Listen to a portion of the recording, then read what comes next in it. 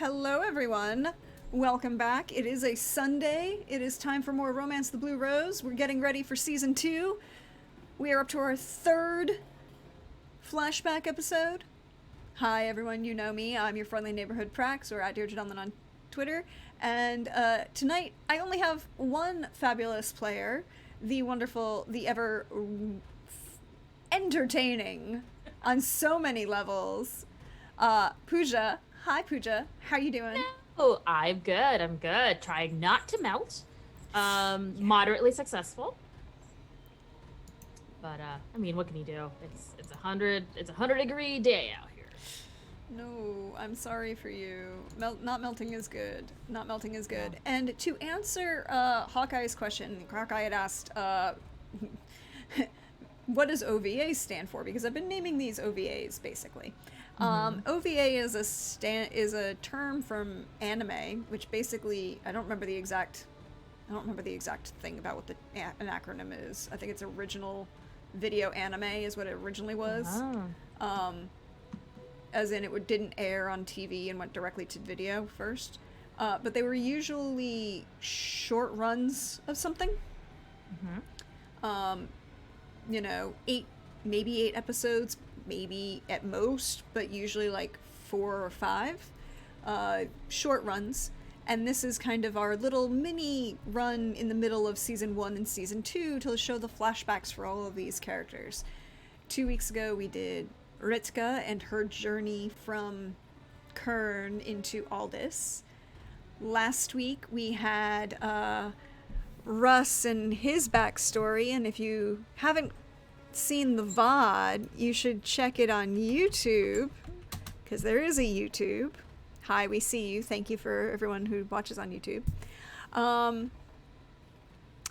And check out the VOD for Russ's backstory, but I would like to take this moment to issue a tissue warning.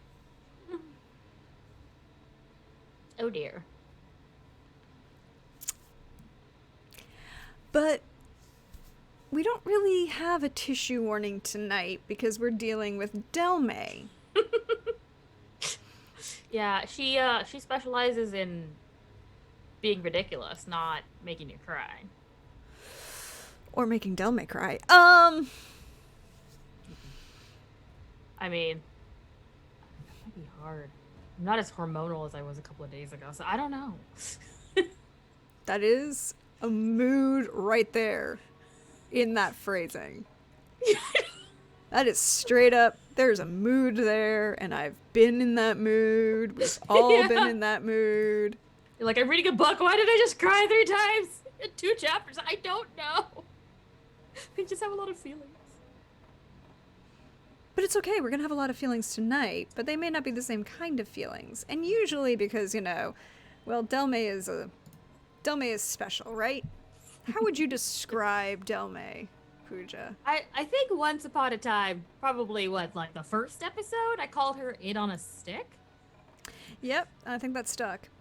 Yeah, Delmae is action first, thought later, which is pretty interesting for an adept.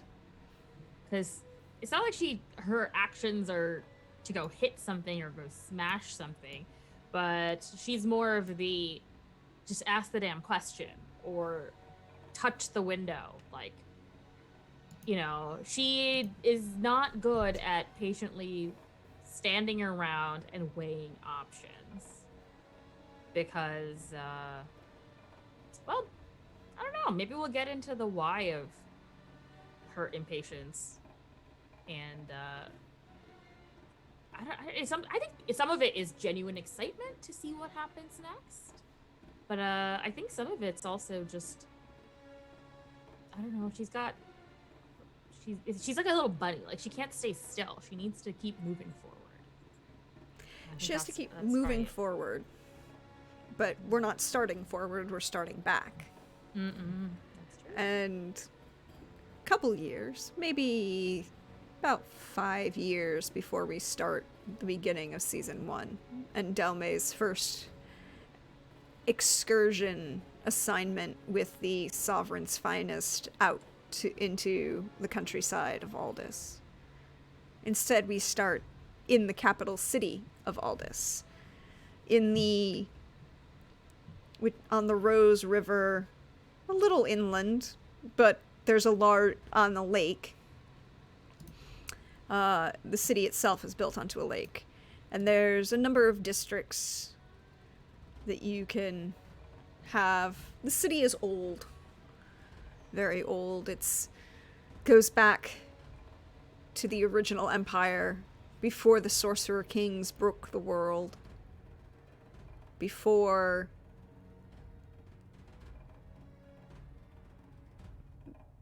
the Sovereign was even a thing. There's the High Ward, the Middle Ward, the Lower Ward, the Outer Ward, which is slowly expanding into the countryside. The Lake Ward, where there were a number of buildings and that were originally there that ended up sinking, and is now home to a number of a district, neighborhood, borough, basically, of sea folk.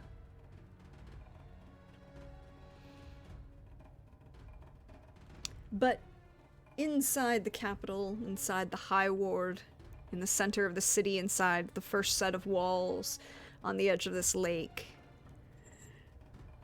there's the palace itself. And on the palace grounds, there are the grounds for the Sovereign's finest. But that's not where we're starting today. We're starting in a villa north of the palace, between the palace and the circus and the arena. A large number of local nobles reside in this general area. It's a fashionable, but not ostentatious center of this area of the city. People who serve at the court, also those who serve on court. A couple judges, some lawyers. Some of the upper echelons of the university can be found in this area. But we don't worry so much about them. We're worrying about this one villa, built in the traditional style. Open atrium on first, in the center courtyard. 2 stories surrounding it. Lavish, thick greenery coming out and around. Stucco walls and red tiled ceiling. But what color are the walls, Pooja? The walls are a beautiful middling green that is reminiscent of freshly cut grass. It's clear that even though they're no longer in the Pavenweald, Delmae's mother has very much tried to make the Pavenweald, as much of the Pavenweald, be here as she can, at least in terms of decor. And so, even though this is, as time has gone on, this home, even though it is in the middle of Aldis, is very much, it has, I wouldn't say like cottagecore, but maybe like, it's got that cabin-esque, there's a lot of woods, a lot of greens. Somebody here is definitely plant crazy. It looks like, you know, the house of like your lesbian friends who just adopted 50,000 plants over quarantine. That's exactly what it looks like. Which leads me to my next question. How are those plants doing? The plants are doing really well, and this is actually because of Delmae's dad, who... Thank you, Hawkeye, for those gift subs. Because it's all about those... you were saying it's because of Delmae's dad that those plants are doing so well? Yes. Delmae's mom has definitely taken to court life, but Delmae's dad, the power balance in this house in terms of the inside of the home versus the outside of the home is very much skewed towards her father being responsible for the maintenance of the life inside, which includes Delmae. Of course, Delmae's not his plant, but sometimes he treats Whisper like she is.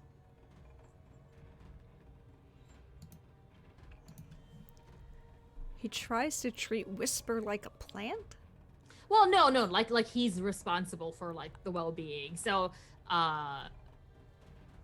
Whisper very much loves Grandpa. Gets spoiled by Grandpa, things like that. Yes. Knows the soft touch in the house. Yes. And this open courtyard with a water feature of some sort. Necessary because it's a little it's warmer. It's hotter in the summer, particularly here in the city than in the Pavenweald in the mountains.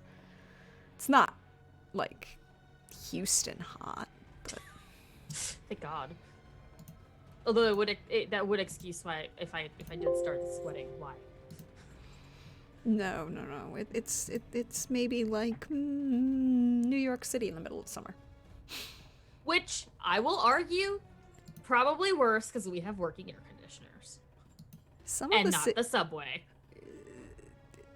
Some of the city of Atlanta has working, or some of the city of New York has air conditioners. A large number of those new buildings do.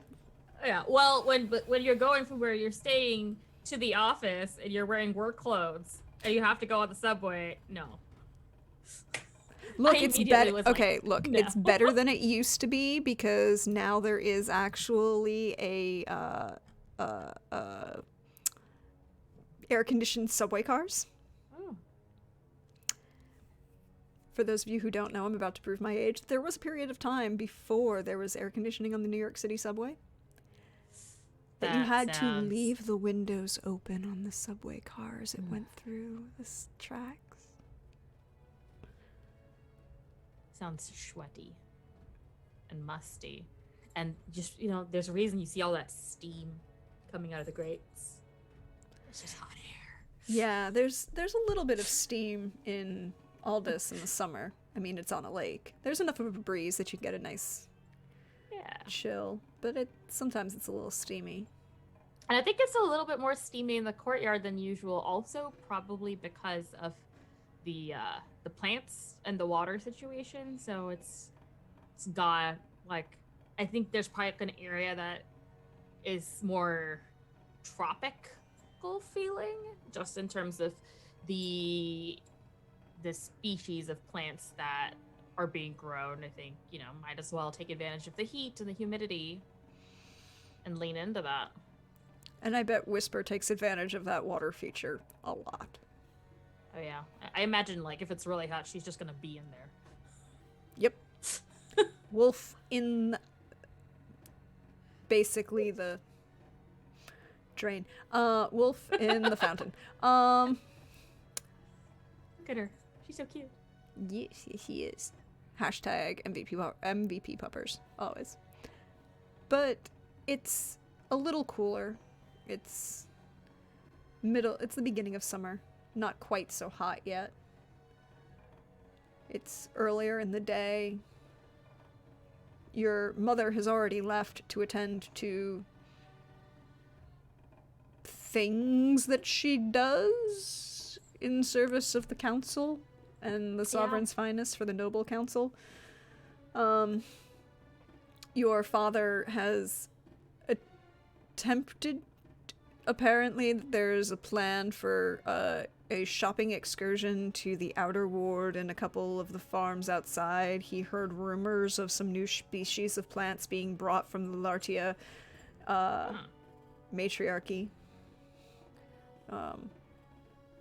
Island archipelago to the southwest.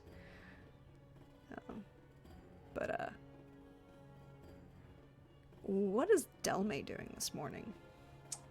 Delmae is probably, if there's a bench in the outdoor area, she's probably sprawled across it on her back, holding a book up.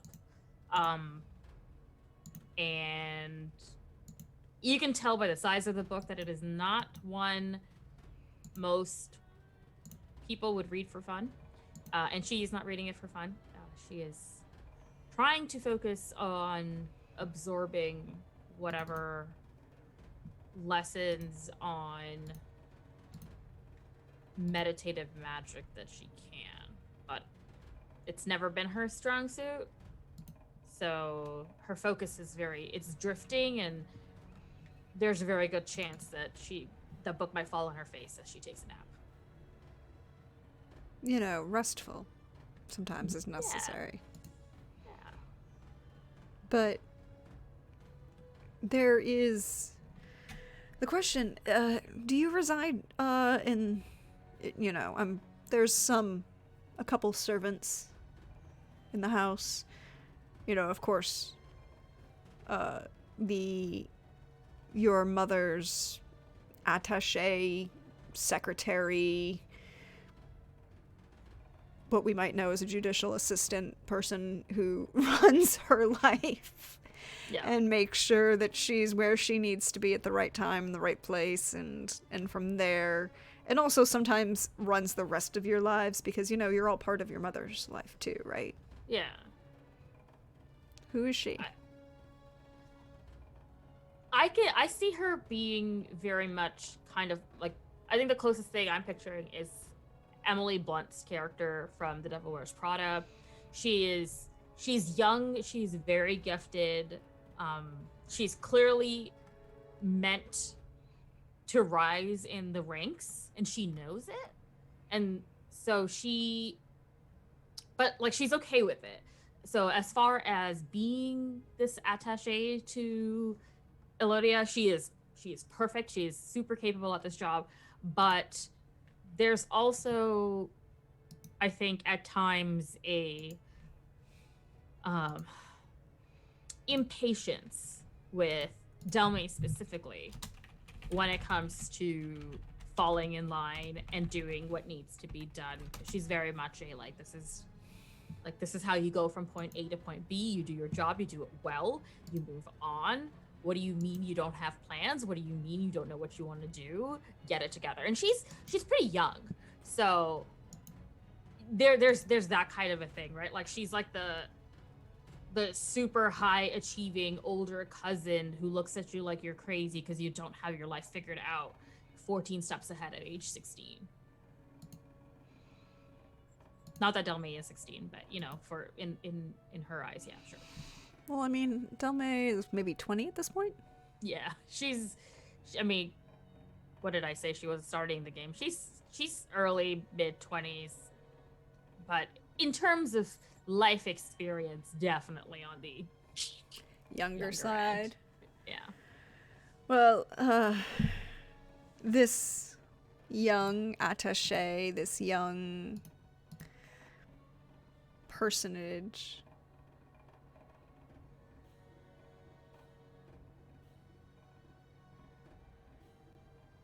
has gone off for your mother. There is an older gentleman who basically tries to keep assist your father in groundskeeping. Mm-hmm. Assist, more there to provide the Hamfast Gamgee personage of we're gonna stare at the ground together and both have maybe we need more potatoes conversations. But there is a knock on the main door of the house. These large, heavy wooden double doors that leads out into the street.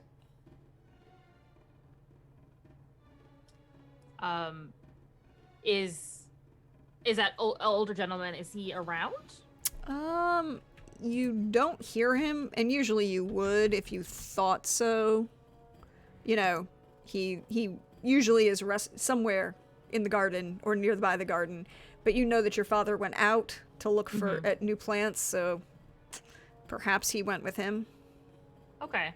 I think the first thing that happens at the knock on the door is that Delmae is probably half asleep, but Whisper would immediately get to her feet at full alert, paying attention to the sounds on the other side of the door, and she will wake Delmae up.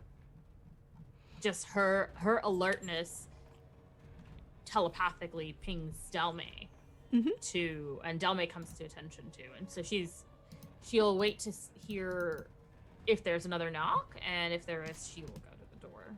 It's a perfunctory. All right, let's check it out, girl. And she and Whisper will go, and assuming Whisper doesn't raise further alarm, Delmae's just gonna open the door, because why wouldn't she?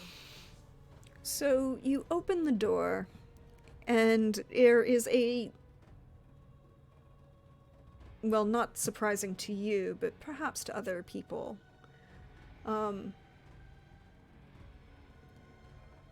rodent standing maybe about to your waist. A Raiden, you can tell automatically. They're just larger, different. They react differently. They think differently, and you just feel them. Dressed with like a little, like, picture a mouse from Disney's Cinderella, but with like a livery uniform. Okay.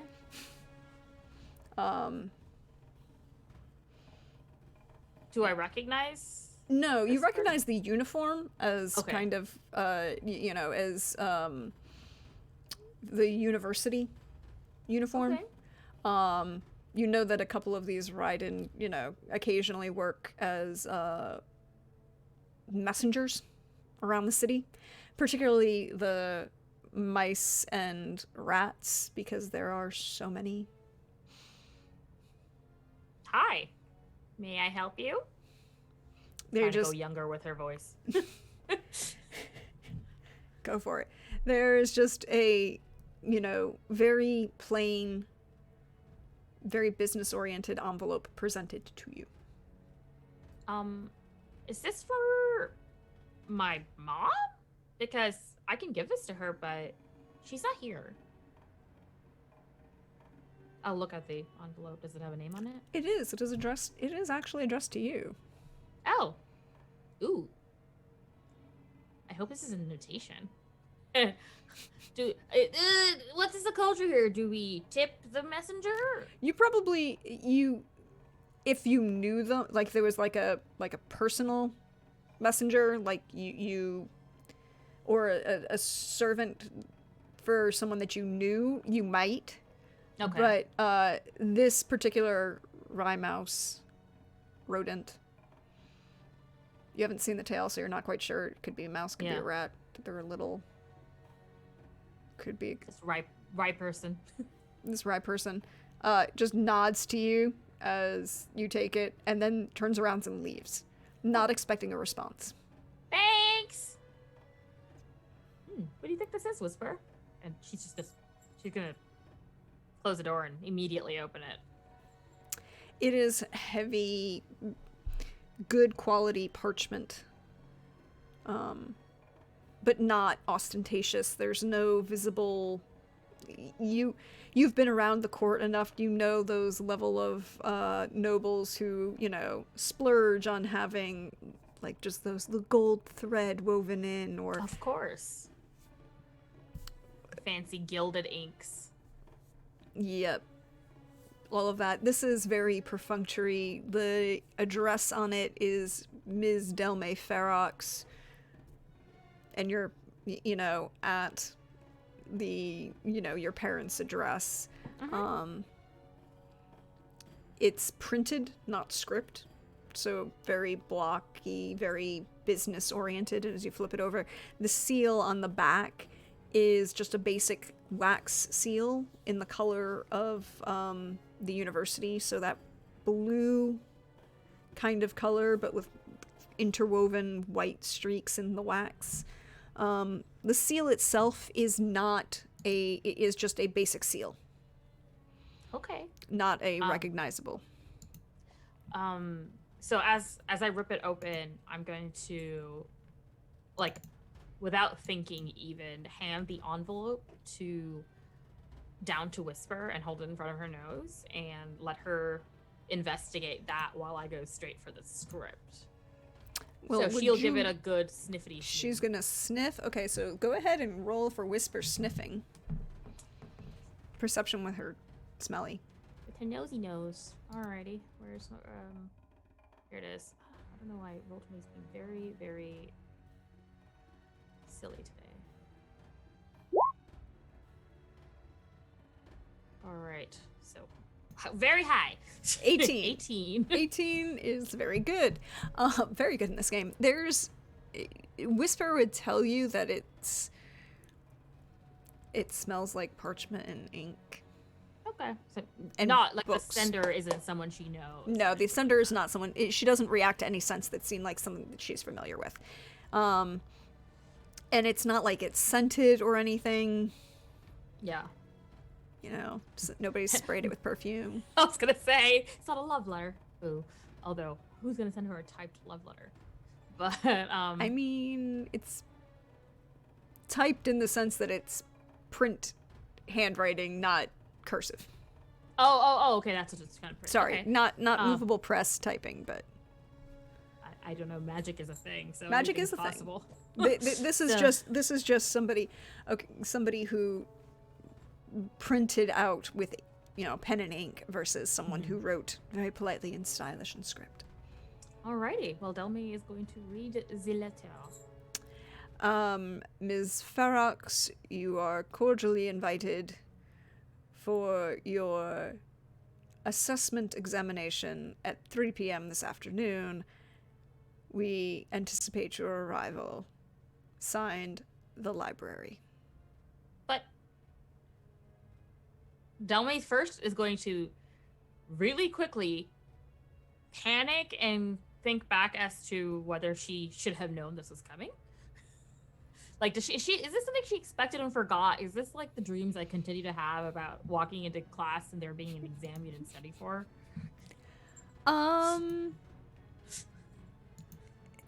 Yeah, haven't been in school for 8 years, still having those stupid dreams. Did I forget an exam? Well, I didn't know I was registered for this class. You don't think it's something that you would... You're pretty sure it's not something that you had planned and then forgotten. Okay. But if you want more, you could roll like historical lore or cultural lore. Culture, yeah. All right, yes, because it seems like they expect her to know what this assessment is. So let's see. Cultural lore, I have that. Did it click? There it did. A 10. 10? The thing that stands out to you is that it's signed the library.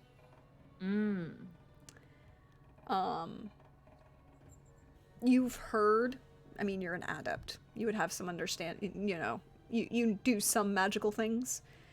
You know that there's the university, which does, and the Academy for the Sovereign's Finest.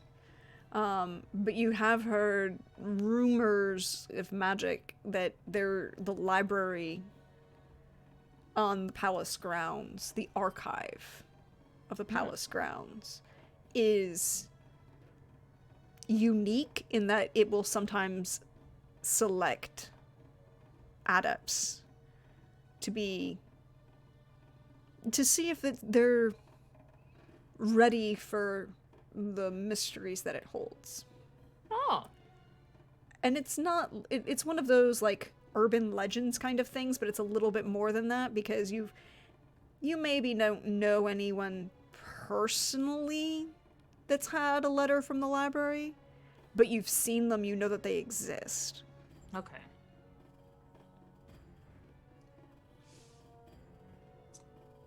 she's gonna look at Whisper because who else is she gonna talk to? It just, I think she sometimes talks to Whisper out loud for no reason, even though, you know, she could just not say it. Because you just want to practice talking? Yeah. Sometimes it's easier to do tone out loud than in your head, Delmae will insist. Does this make sense to you? It doesn't really make sense to me. Like, I mean, we're not. You're good at fighting, but like, I wouldn't say I'm the brightest adept out there. I mean, we're fine. We're fine. We're really good at what we do, but I guess we should just go.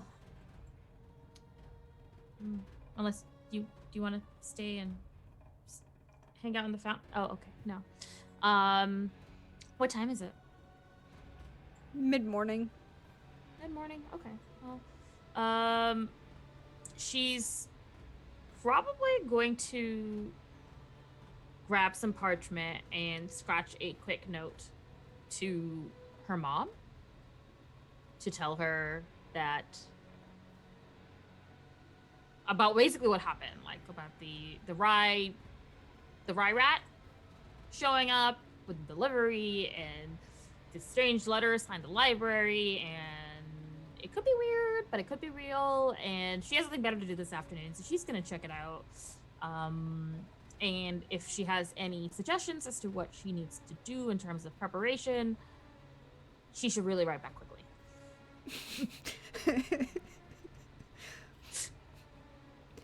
So I love how Delmae's writing this. This leads to my next question. Has Delmae learned psychic contact yet?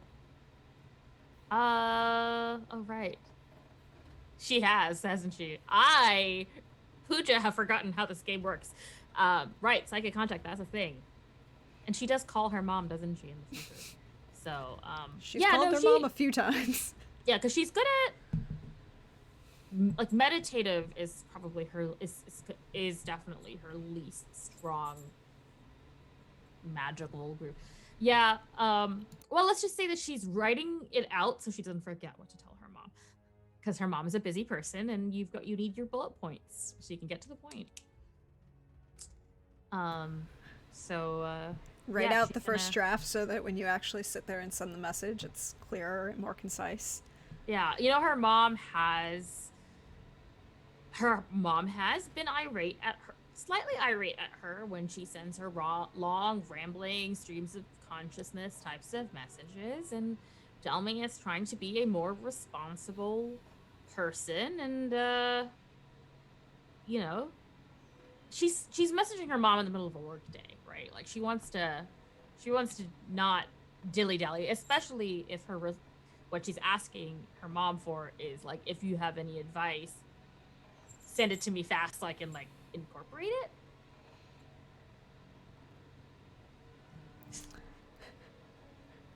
Trying to be responsible and being responsible are two very different things. This is true. Wish. So, you've written it out. Yeah. She's gonna try to call her mother in. I mean, you're in the same city, and it's your mother, so it should be just like a base 10. God, can you imagine how frustrating it must be if, like, your kid could just call you at work at any point in time all day? Is there like a call waiting signal where she could be like, you know, when there's like they ask who's calling when you call collect, and you can like quickly like put the headline in there, like, this is an important call, pick up, I'm not just calling because I can't find the salt. I mean, there is the possibility you could get hung up on. Yeah. All right. Well, I will cast psychic contact. Huh? 3, 6, 8, 10. There you go. You're fine. You're fine. Okay. I was like, what? That's weird. Total 0. Yeah, it's being weird again. You reach out to your mother. Your mother is your mother responds. Mhm. Yes. Hey, Mom. So a rye rat or rye mouse came dressed in the university's livery and gave me a note saying that I have to come for some sort of an assessment, and it was signed by the library, and it's at 3 p.m. this afternoon, and I think it's real because of the way the person was dressed, so I figured I might as well go check it out, because I don't think I better do this afternoon, but if you don't think I should, can you let me know? Or if there's anything I need to do to prepare, can you let me know? Sorry for bothering you in the middle of the day. There's a long pause where you know that's the pause of your mother parsing out how fast you just said everything and actually getting. It's like, what about this is the actual important part? Okay. Yeah. Listen, she tried, okay? She wrote did. it out. She did, and she got everything there. Now it's just the. Let me take a second. Okay. Okay. All right.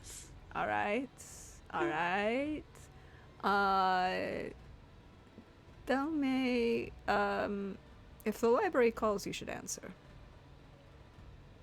Okay. Should I be nervous or scared or assessments? They are very different. It is a library. But you like books. Yeah. They're a good way to adventure. But I don't think this is that kind of fun. I mean, the Rye Rat, I'm basing it all on the Rye Rat, but you know, they seem pretty serious looking, so it seems a lot more serious than my adventure books. Well, just be safe and don't do anything stupid and don't offend the library. Perhaps don't bring any eating materials. Don't, bring any drinks inside. If they do, okay. make sure they're, covered and don't make a mess. And general good, responsible rules. And I do not have your gifts as much, Delmae. Or at least not the same gifts that you do. So you're being called to the library. This is a unique opportunity just for you, and I'm sure that you will do wonderful at it. Just... Are you sure they didn't make a mistake? I feel like all of the really smart people usually get it, and I just talk to Whisper a lot, you know? If all the really smart people were called, then you would have seen much more of the letters, no? I guess that's true. Maybe they just need somebody to train wolves. Ooh, I would love that. That would be really cool. I'd be good at that. Yes, you would. You'd be very good at that. I would also perhaps argue that you are very good at a lot of things. Maybe not focused and contemplative actions that could take time and deliberation. Like rendering judgment in a court case. This just seems... I know, but it just seems so boring. I mean, okay, how can you be bored by, two individuals coming to you to discuss the fact that they shared a lover and now they're arguing about whether or not there should be a restraining order between the two because these two women, because the guy that they were involved with lied to both of them about who was the responsible for their shared child at the time. And an altercation broke out, and somebody said, I'm going to beat you over the head with your own wig. Like, see, that sounds like a lot of fun, but I also think that if, I was there, I would tell the women to, just go smack this guy over the head and, take all his money because he doesn't deserve it anyway. I mean... He's the jerk here, and that's way more interesting a case than they usually are, okay? Sometimes they're crying over, somebody's bush being in their yard and like, you know, a little bit too close. Like, I don't care about that stuff. Look, Like, by the time they come to my offices because they're arguing about where the bush is in the yard, that means that there's something else going on, and let's be honest, then there's somebody else has already started a much more violent altercation, or there's been, you know, somebody said that they've been throwing their rubbish on somebody else's lawn. There's not, these could be very entertaining if you are willing to listen to them. I know, but like what I want, where's like the drama and the romance and the adventure in that? You know, that's what I want. Well, there's drama and romance and adventure that you could probably have.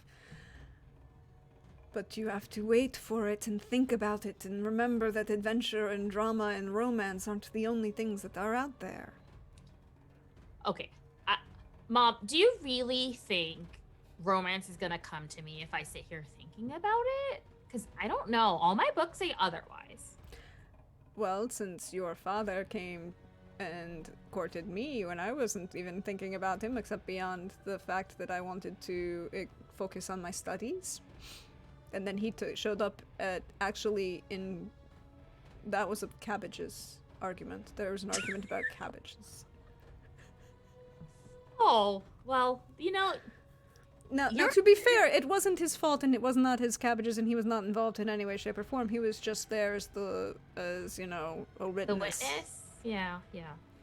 I mean, you know, as far as, like, stories about how your parents meet, I'm pretty sure I still have the best one. Because, I mean, how many people can talk about, oh, yeah, my dad was just there, and he got hit in the head by a cabbage, and the next thing he knew, he was falling in love. Like, that's pretty great. I still sometimes worry that the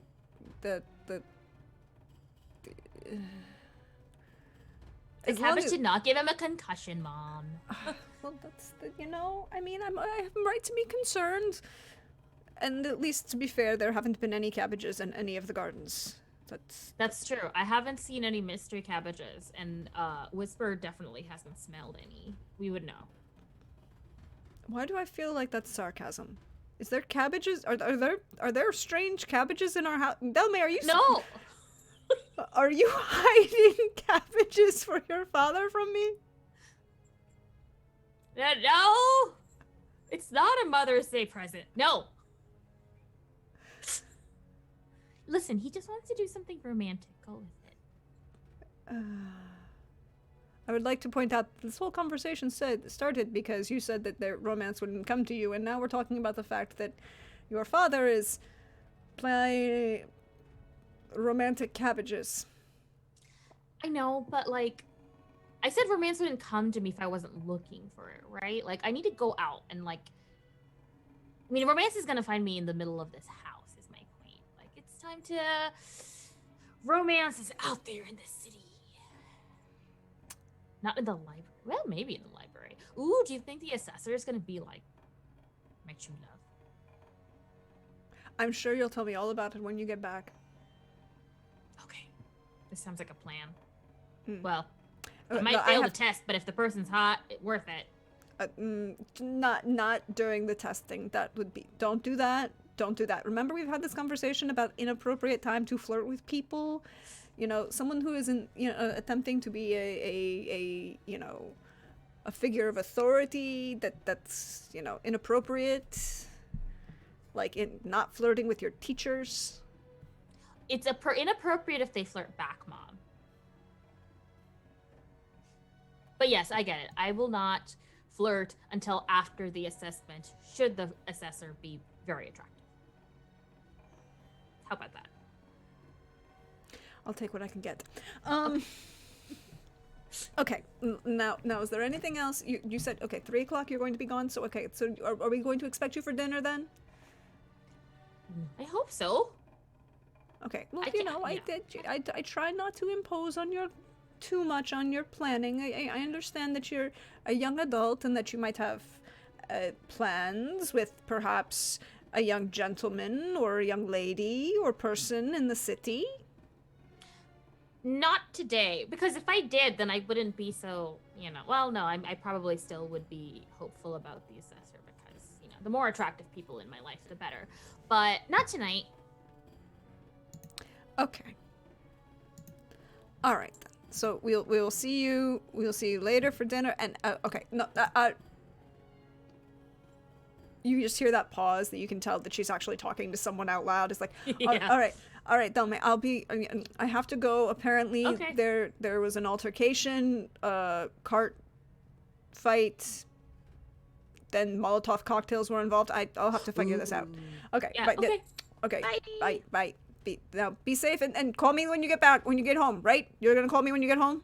I will. I will. All right, bye. And you feel the psychic connection break on her end. Wow. All right. Well, then Delmae's gonna spend the rest of her morning, doing what she'd normally do.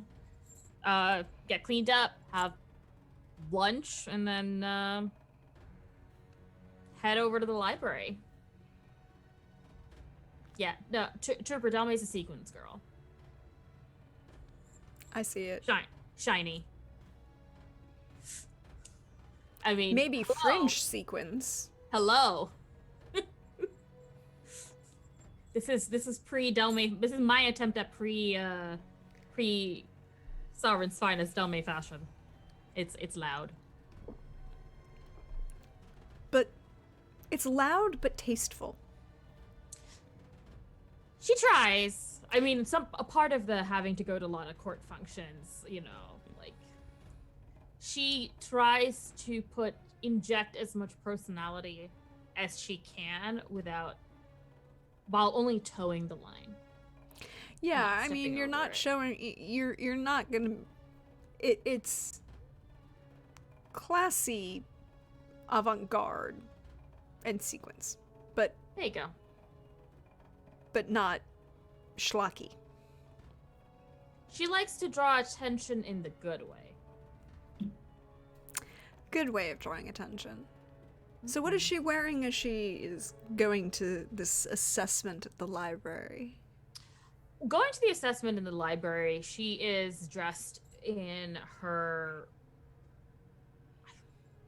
So, as opposed to dressing in a lot of browns and muted greens, I think Delmae in Aldis was definitely leaned a little bit more towards deeper, more jeweled tones. So you still see, she still does gravitate towards green, but it's more of this, the deep emerald. So you can probably see her in wearing black and emerald and a lot of gold jewelry. But nothing, she does pay attention to take several pieces of her jewelry off that would be on the noisier side. So, if she wears a host of bracelets, she is making the concerted effort to take them off, or take off all the rings that would maybe go clack clack against a desk while she was writing, things like that. More because of the environment than actual. Yeah, because her mom said you want to be respectful towards library rules, and she knows that you want to be quiet when you're at a library, so she's gonna take off her noisier accoutrements. Now this just leads me to the question, does Delmae have a nose ring? Because we've just thrown it out there. Yes. She does. I couldn't find it, but she does. There we go. All my jewelry moved between Colorado and here. Well, Oh, I can use this one. Alright, here we go. Good to know. There we go. Very nice. Things that show up. Just had to ask at the moment. It's later in the afternoon, as you're walking through the streets of the city up to the High Ward and to the center of the palace courtyard grounds, that there's also on the palace, the council of nobles, the barracks and academy for the Sovereign's Finest, the barracks and temple for the Knights of the Rose, Knights of the Blue Rose, are all around this main courtyard area in the High Ward. Also the Temple of the Eternal Dance There's a main Temple of Eternal Dances there. The people, as you pass by, it's a mix of human from Aldis, the Matriarchy of Larchia, Retzia. There's sea folk and night people and Vata'an. All the different Raiden animals you could probably think of intermingling and in the rush going to and from the bustle of an economically booming city that's, you know, cobblestone streets and tiled streets, carts and carriages, but also sedan chairs being carried through the city.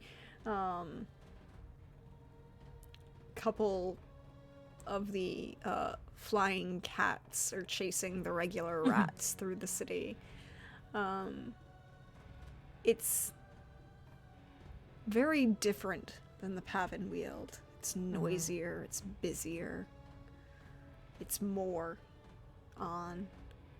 But by the time you clear into the palace grounds area in the courtyard, it's quieted a little bit, and you know, you still see bureaucrats carrying large reams of paper moving through, intermingling and weaving. And between the university and the Academy for the Sovereign's Finest is the building called the Archive, the library. The Royal Archives to some. Most just call it the library. It's does it look sorry, you're gonna describe it. No. I was gonna say, like, as she walks up, does she she's gonna be on alert for anything that looks different, or, you know? I mean, it's a large, from the outside, yellow stucco walls with white, that kind of like pale yellow with white trim around the windows, terracotta tiled roof, a large heavy-set wooden door that stands open and really is only closed for about 4 hours during the night, and, you know, to allow for those who are at different opportunities who need access to the library to do so, but they still have to have sometimes when, you know, cleaning could happen or something. It's open to anyone in the city can come to the library and access. There's however, there are sections of the library that are limited access to certain politicians. There are certain records that might be limited to the, you know, the Sovereign's Finest or the various mages, depending on, you know, some of the magic books in particular are definitely restricted more to try and keep the, in a way that's more along the lines of, we don't want you doing unmonitored magic if you're not trained for it, but if you are, you're more than welcome to study it and learn.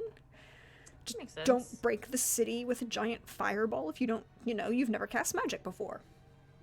Please. Fair. Please. As you approach, can you roll me a perception psychic? I sure can.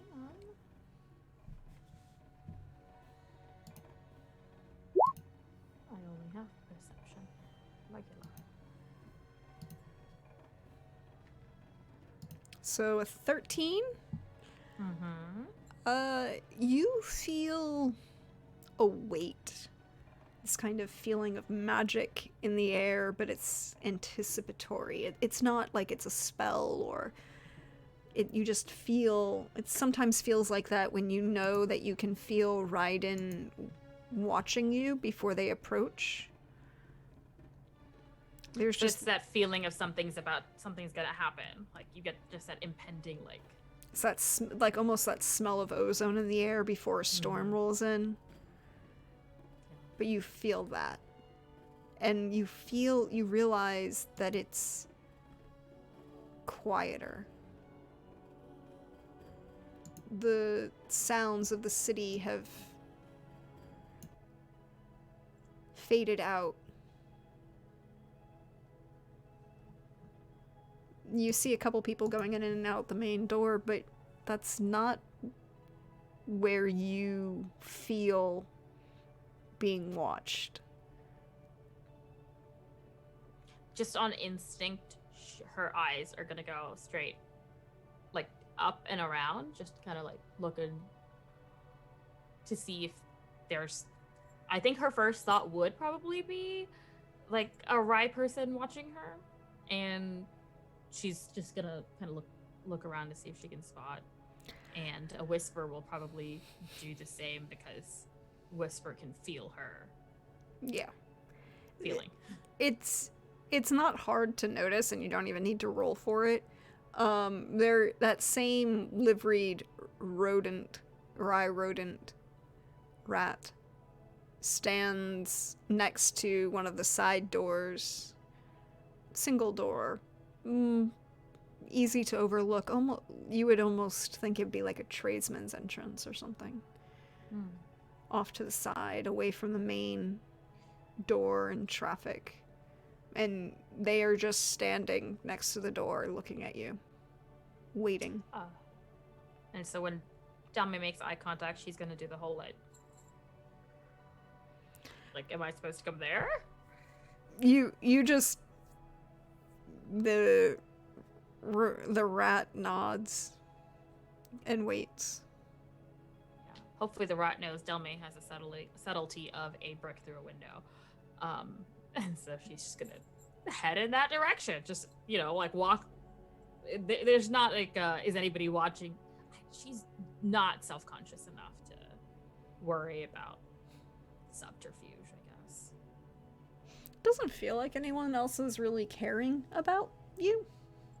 And that's, I think, her assumption. It's like they're... It's a busy city, people are busy, they've got lives, they've got important court things to do. Like, no one cares what, like, a teenage-ish Vatan is up to. That is the other thing to remember. You, Vatan do live quite a bit longer. They... Maturity rates maybe just a little bit slower than humans, so, early 20s is maybe mid to late teens. Yeah. I feel like Delmae is giving off very, like, cusp of majority vibes. Like, I think that's also kind of like what her mom teaches her. Like, she's gonna get there, but she's not there yet, and so it's like you're an adult technically, but you're not ready for it yet. It's the you can vote, but you can't drink level of adulthood. Exactly. And your mom's like, and maybe you should reread all of those things about before you vote again. Just read the fine print on the proposed law. Okay. But it's boring. No, the fine print is very important. Just tell me who to vote for, Mom. That's definitely a conversation they've had. Okay, we don't vote for people. It's like, yeah, no. Like, I'm sure if it's like a housing, it's development thing, licensing. Like, vote yes if you do want the allowance of the blue laws to continue. Yeah. No, I want the blue laws to go away. Okay, so then you're voting no. Oh. God, the triple negatives and the triple negatives. That's the thing. But as you approach this rodent, this rat, they stand and they open the door inwards. It's a smaller wooden door. It's not carved. There aren't any heavy wooden bands on it. It's just like a house, like a door opens with a... The only thing unique about it is that it has a downward latch to push in. Instead of like a doorknob or a handle, it's a latch that gets lifted and then the door pushes in. Oh, interesting. Does the rye person go in first, or do they just hold it open? They just hold the door open for you. I think Delmae will, like, awkwardly wave as she goes by, because the person hasn't said anything, and so she's just like, hello, thanks. And I think Whisper will be very polite. Whisper has better manners than Delmae, and she will not obviously sniff at the right person. She will very respectfully, like, give them distance. And then as you walk in, it's cooling. There's some light from the inside. A couple windows high up on the upper floors. It's a long corridor. But the minute you and Whisper clear the doorway, the door closes behind you. Delmae will immediately look at the door, look at Whisper, and say, this seems like the ominous beginning to an adventure book, doesn't it? And Whisper will say, you're the one that wanted an adventure. Nah, touche. Let's go check it out. Do you smell anything weird? Roll for smell.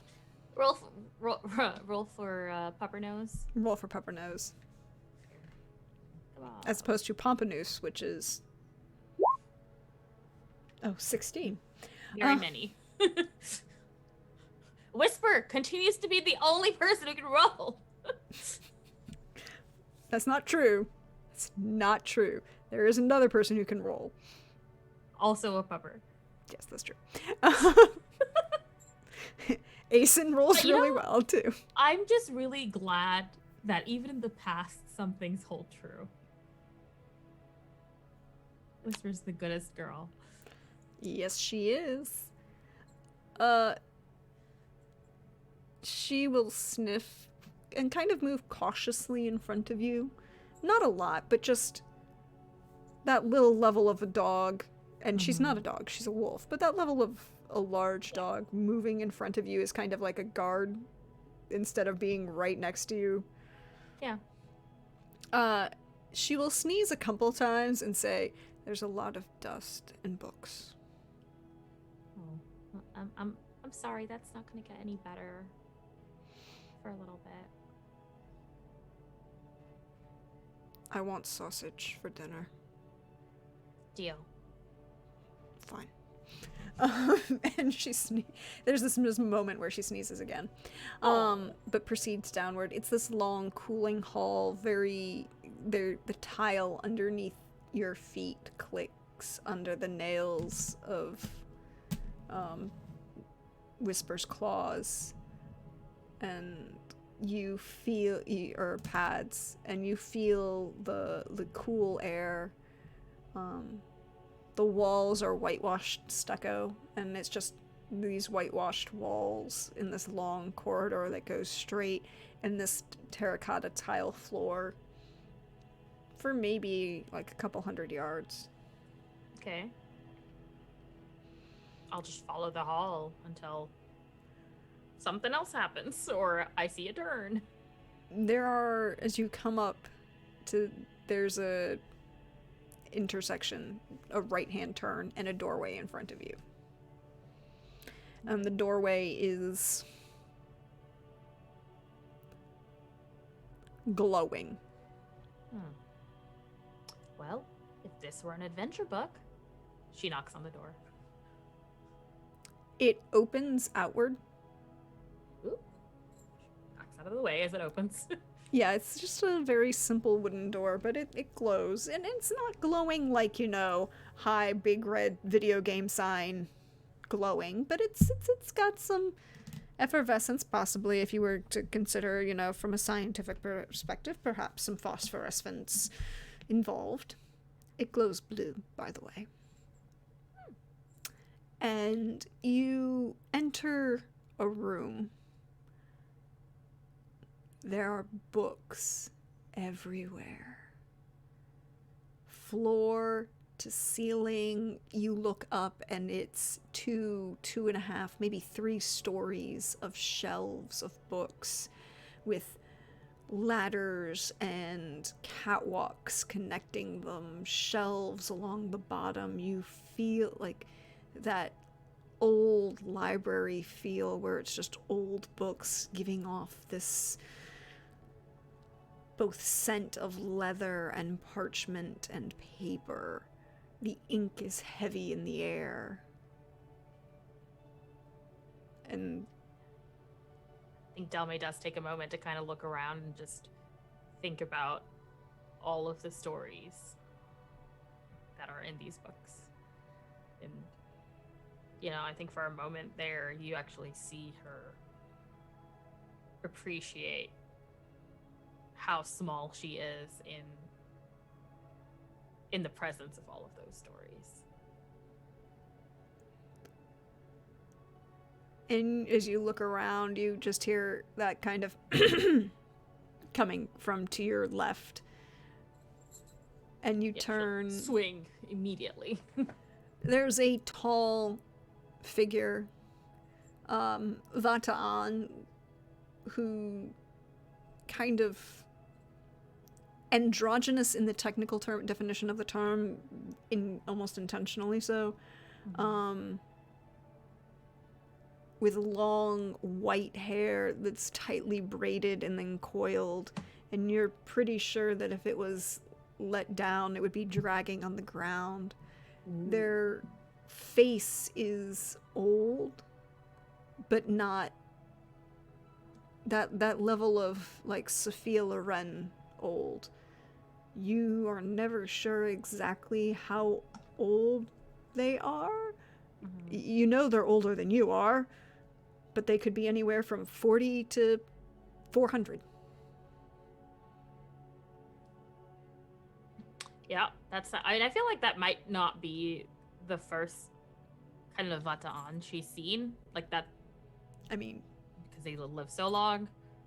So, but I think she's definitely, I think thanks to the grand surroundings, I think she's definitely a little cowed and not come up and just quietly here for the assessment.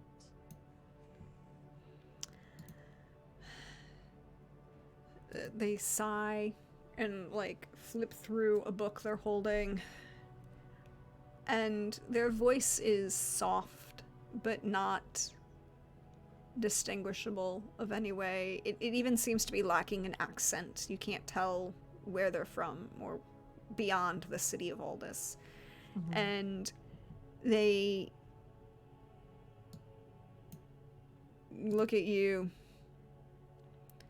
Delmae Ferox, correct? Yes. And then you just see the eyebrow raise and that feeling of being judged, right? Yeah. I think she will instinctively, like, move one step closer to Whisper, just so, like, Whisper's trunk is against her side and that, like, comforting place of where Whisper always is. Just that, like, she's not looking at Whisper, it's just that, like, contact. Yeah.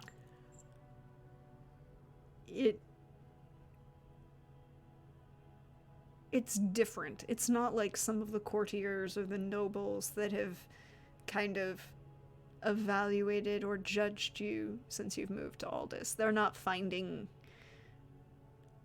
something lacking in the country bumpkin. Which a couple of the nobles that you've interacted with have definitely given you that look. Yeah, and that was definitely the first several years. It's not that. It's definitely the evaluation of a teacher. Okay. That level, and you feel it, and you feel that slight judgment, you know, isn't about who you are or where you are. Well, maybe a little bit about who you are, but not where you're from or who your parents are, but just, do you have what it takes? I'm here to find out. They nod, close the book with the quill still inside, marking the page. Well, come. And they turn and walk back down the pathway off to the left of the main. Like if you were saying you came in through the door, just to the left in these warren, labyrinthine mass of books, leading you through. Roll me just straight perception. An 11 is good. You haven't turned anywhere or made any true turns, but you realize that you're going in circles. Oh. But not, you're going in a spiral, sort of. Yeah, like consent. Yeah, that makes sense. Mm-hmm. And it's spiraling inward, but it's so subtle. The books don't seem to be doing anything but being straight. It doesn't seem to be anything more than, but you take, but it's like, oh no, there's just that little bit off. And then 5, maybe 10 minutes of walking, it opens into one of those collections of study carrels and tables that you see in all the really good libraries. Off in the corner, hidden by the stacks. There's no one here at the moment, but there are a couple books piled on certain tables. You see quill and parchment set up at 1 or 2. Definitely someone in the middle of research or working on something who fully expects that they'll be back later and their stuff will still be there. And it will be, because why would anyone take your things at a library? And you proceed through.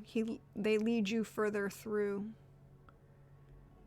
into another section you come to, and it's a single desk and chair. This time empty of everything except ink and quill. And they gesture to you. Have a seat. Your assessment begins now.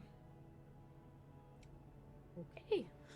She will have a seat, and I think Whisper will sit down behind her, like just on the ground behind the chair. They give you a half smirk. She's like expecting a paper to be given to her, like in an exam, like when you're like sitting with your paper, you know, you're ready to go, and they have to give you the questions. She's like, "All right, what am I doing?" And they disappear. I should not have expected this to be easy. She's going to pick up the quill and write her name in the top corner of the page. There's nothing to write on. It's just a quill. There's no and paper. It's just a quill and ink. Okay. Yep. She. I would be. Another character would probably examine stuff, but this is Delmae, so she will dip the quill in the ink and look around and then kind of just go scribble, test it on her hand. As you write a little bit on your hand, can you roll me just Arcana? Yeah. See, she should have rolled this on her. Like arcane lore. Arcane lore, yeah. Ooh. The room begins to spin. Oh boy. And you don't. The desk doesn't. Whisper doesn't. But the books around you kind of circle, begin to move quicker and quicker and quicker. It becomes dark. And you just hear a voice. and you feel like this connection to the arcane kind of begin almost to draw from you. It's not like you're really doing anything, but the magic is coming out of you, activating something. Is Whisper panicking? No. Whisper is slightly disconcerted by the spinning and has kind of like closed her eyes. Yeah, fair. Can I feel... Is there a direction in which this is being drawn from me, or is it kind of everywhere? It's like coming out of you through the desk and outwards. So it's like almost like you're the lightning rod and everything's going on around you. It's almost like everything is it's going everywhere and nowhere. Okay, how fast is it spinning? By this point, you can't even see that they're bookshelves anymore. They're just a wall. Alright, Delmae is going to... I'm assuming if she's... I'm just picturing, like, being one of those, like, spinny rides, so where, like, you can't really move very much, but she is going to reach a hand behind her and, like, grab onto Whisper right behind the neck, just to once again, because that's her stabilizing connection. Oh, you can move all you want. It's just meant without being dizzy.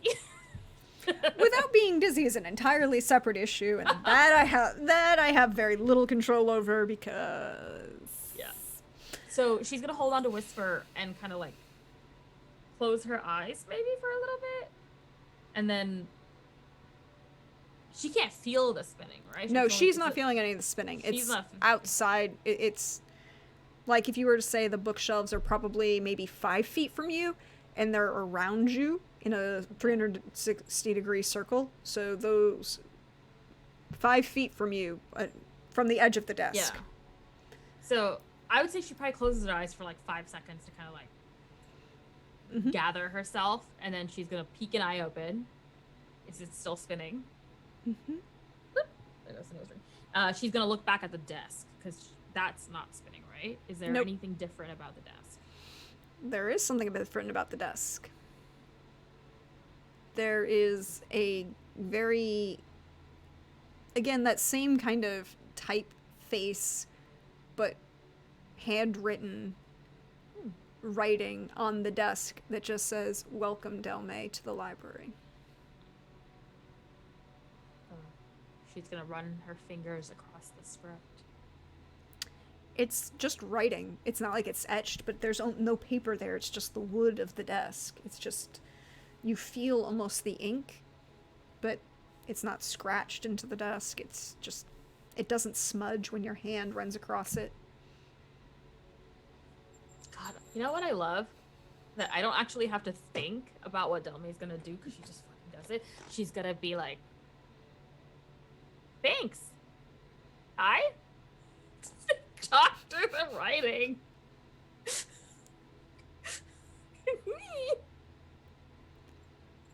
I think we're gonna get along very well. The script. Text on the book page or desk changes. Ooh. I'd like that. I don't know your name. You know mine. I am the library.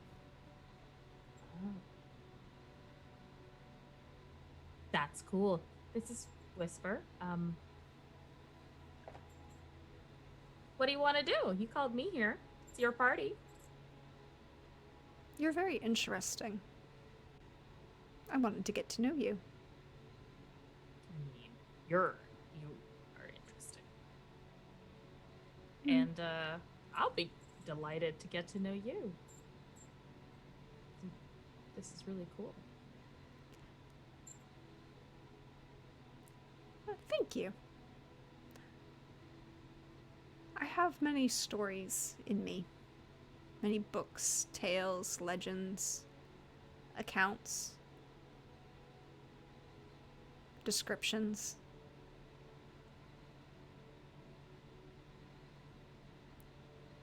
But some people just put books on a shelf, and they do not become part of the library then.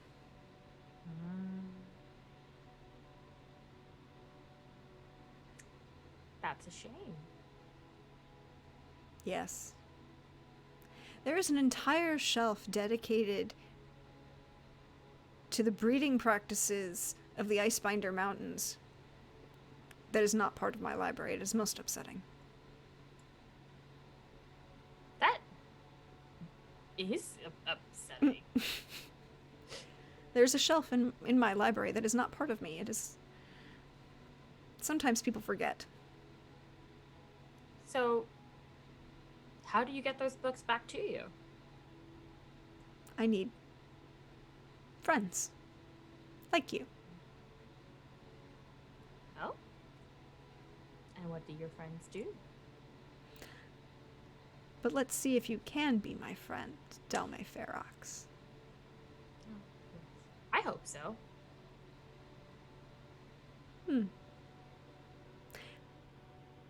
See, the first thing is you need to have a certain skill set.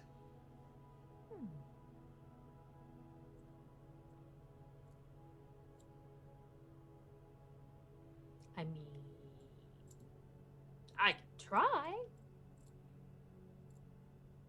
What skill set? Magic. You don't think that any book becomes part of a library, does it? Well, is it wrong that I kind of hoped that at least a library wouldn't reject books? You know, I like to think of a library as all accepting. Oh, a library is. But just because special. But just because a book is written and put on a shelf in my building doesn't mean it becomes part of my library. Okay, that's fair. So you are as discerning about your books as you are your friends. A little bit less so. More that I need more friends to link books to me.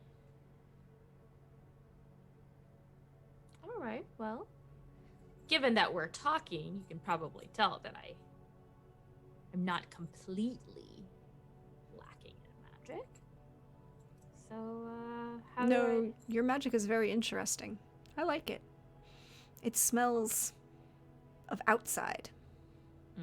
Yes, that's Whisper. I wish you could talk to her. She's great. I talked to some. There are a couple of Raiden who talked to me. That makes sense. You met Bartholomew. Are they a rat or mouse? I don't want to insult them.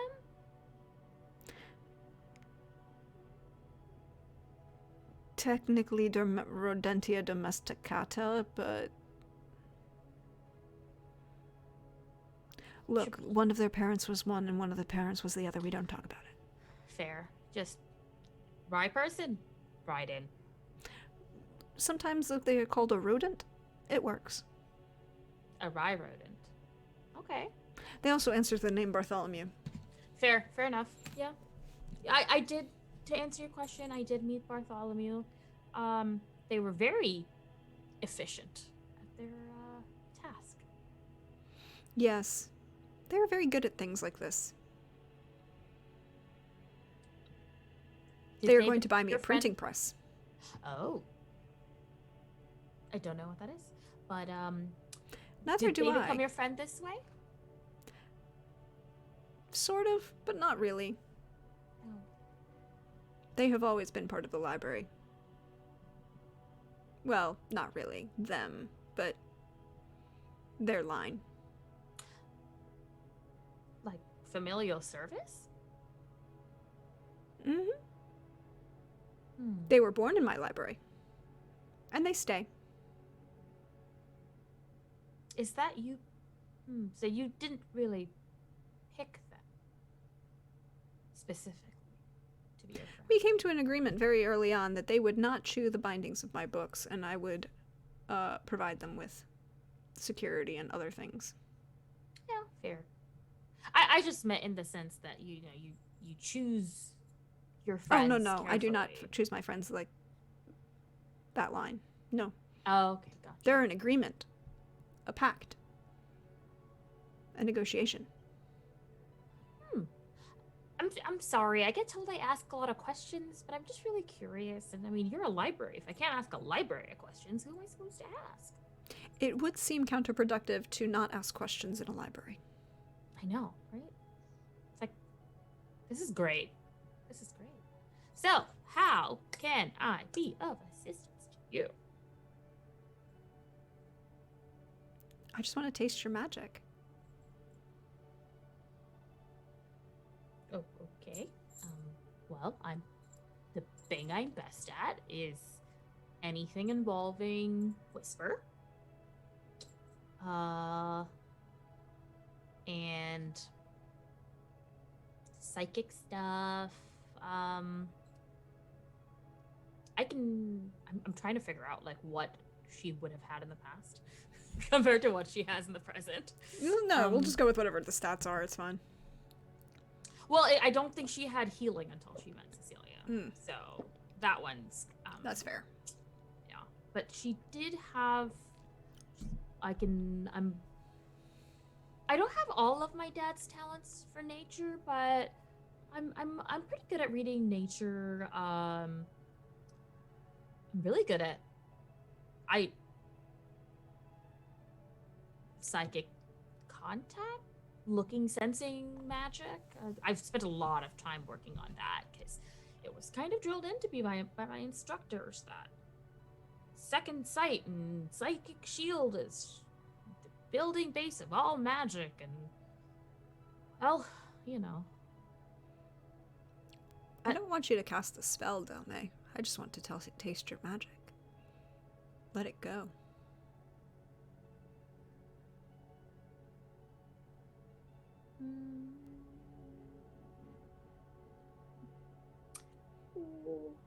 Okay. She doesn't know what that means. And she racks her brain and is going to try to just lower the shield. I think that's what, yeah, she's going to start with that and tell Whisper what she's about to do. And so that Whisper can be alert, and then she is going to lower her psychic shield and just try to welcome, like, kind of in the sense, like, read arcane signature kind of second sight, where like opening herself up to whatever's around. Yep. In a very like in an unprotected way, and this is very hysterical in retrospect that she's just like, okay. So this leads me to the question, would you say that this is more of a meditative act? I think she's attempting for it to be. But she's also like, as you know, not good at the meditative stuff. Yeah. What happens when Delmae does meditative magic? Well, a lot of times things go really well, and sometimes I like to think that maybe her inner ADHD goes wild, and things burst out of her in unexpected ways, arcanely speaking. Perhaps it's a what little bit... What happens when she's still for too long? Perhaps it's a little bit uncontrolled? Oh, 100%. Delmae is most under control when she's in motion. And so as she sits down, I think it takes her a while to like truly like get into that meditative state, but she tells herself, and she'll have her eyes closed, tell the library, like, just, you want a taste of my magic, and so here it is. And if it goes a little wonky, that's just me. Could you roll willpower self-discipline, please? I sure can. God. Delmae. It's just, she should not be doing meditative anything. That's just a rule. 17. So when you take that moment to get into that meditative state, and it takes a couple moments, maybe a minute, the library, you feel the weight of years of patience. This is an old building full of old books, and it has plenty of time, and it just waits for you to get into that state. And once you finally do, you feel the magic just burst out of you, surge and flow and whip around.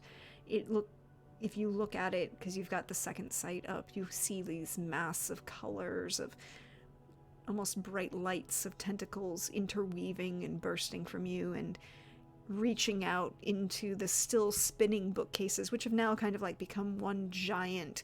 They're spinning so quickly, they've just like that giant wall blocking you off.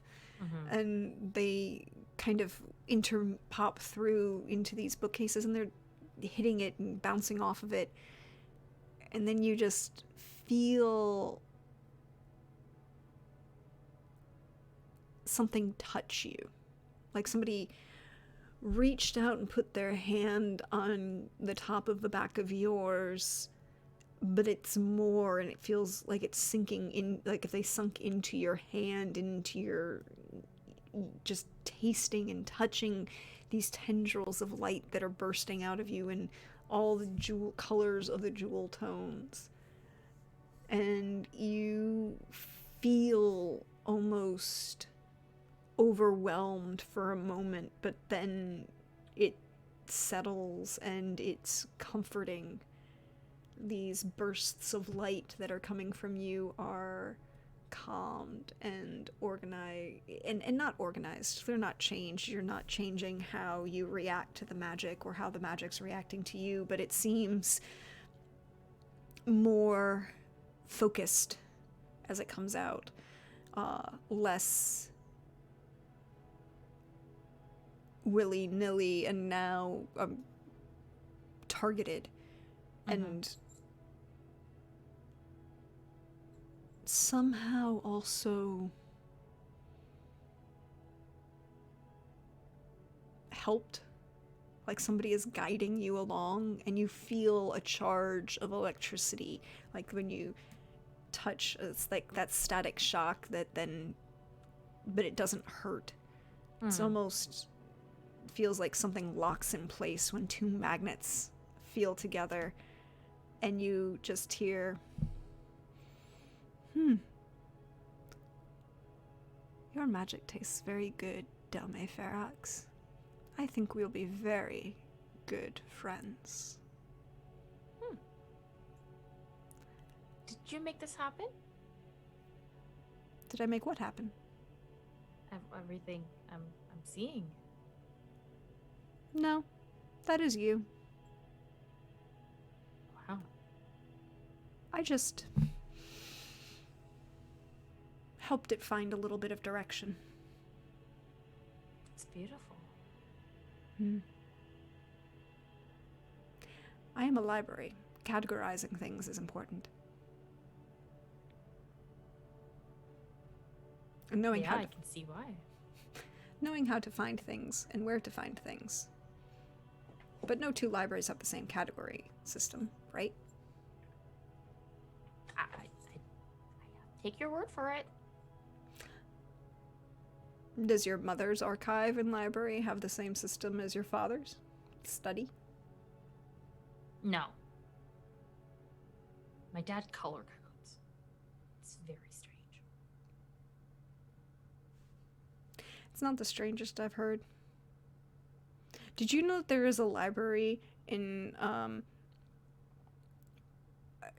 one of the port towns in Jarzen that apparently categorizes by the death of the author? That's offensive. you would never find the, like, how would you get through the living authors? You can't find anything in there. It's very disconcerting. I don't like it. I worry about that library. Huh. I mean, yeah. I worry about the people who go there trying to find anything. Your magic works well. Thanks, I'm still learning. Good. I'm a library. It would suck never to learn. I still learn myself. Well, I mean, that's good to hear. I'd be scared of what I would be if I couldn't learn anymore. There's nothing left to learn. Oh, there is always something to learn. Sometimes it is entertaining. Sometimes it is agricultural practices of dormice. Yikes. I do not dislike mice. Bartholomew is a very fine friend, but agricultural practices of Retzian dormice are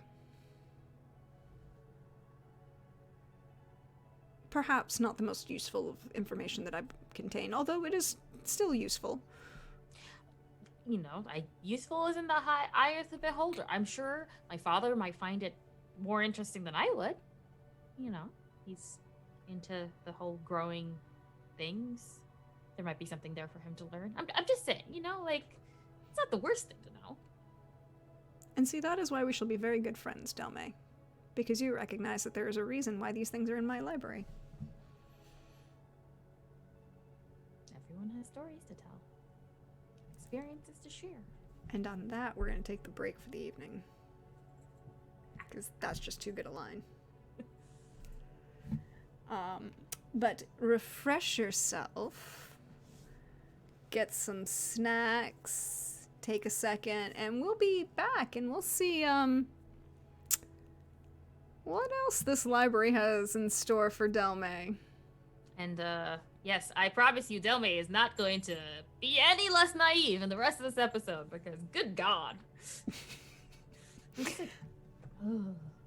We shall see when we get back, y'all. See you in a few. It's summer child.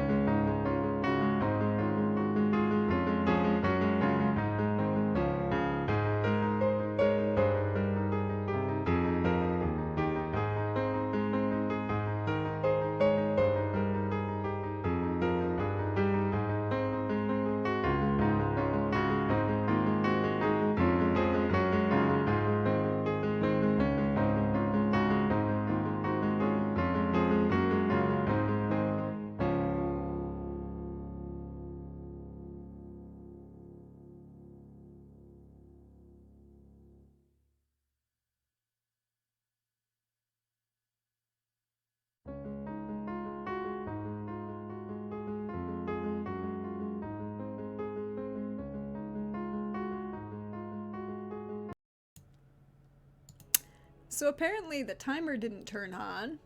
Sorry, all. I hope you were able to get some refreshment. I hope you were able to stretch your legs as Delmae was having a conversation with the library.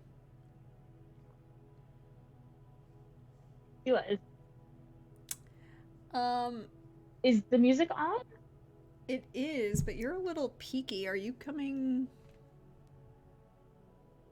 Oh, let me make sure. Because you're coming in and out? Oh. Is this better? Yes. Yes, it is. Okay, yeah. It switched to my headphones as my microphone instead of my microphone. Yeah, we've all been there. This should be better. I'm gonna refresh Roll20 because Roll20 is not playing music for me. Yeah, the music playing on Roll20 has been a little weird. Can you guys in chat hear the music? Because you should be able to. It's quiet, but it should be there. No? Okay. Because I'm hearing it, so why can't you all?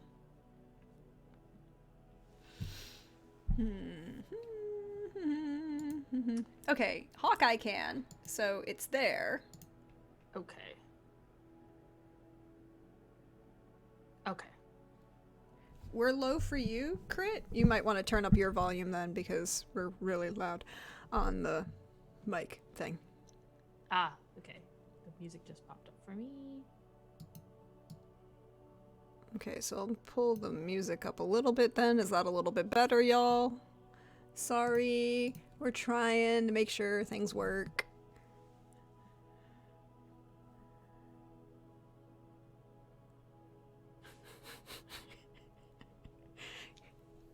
Sorry.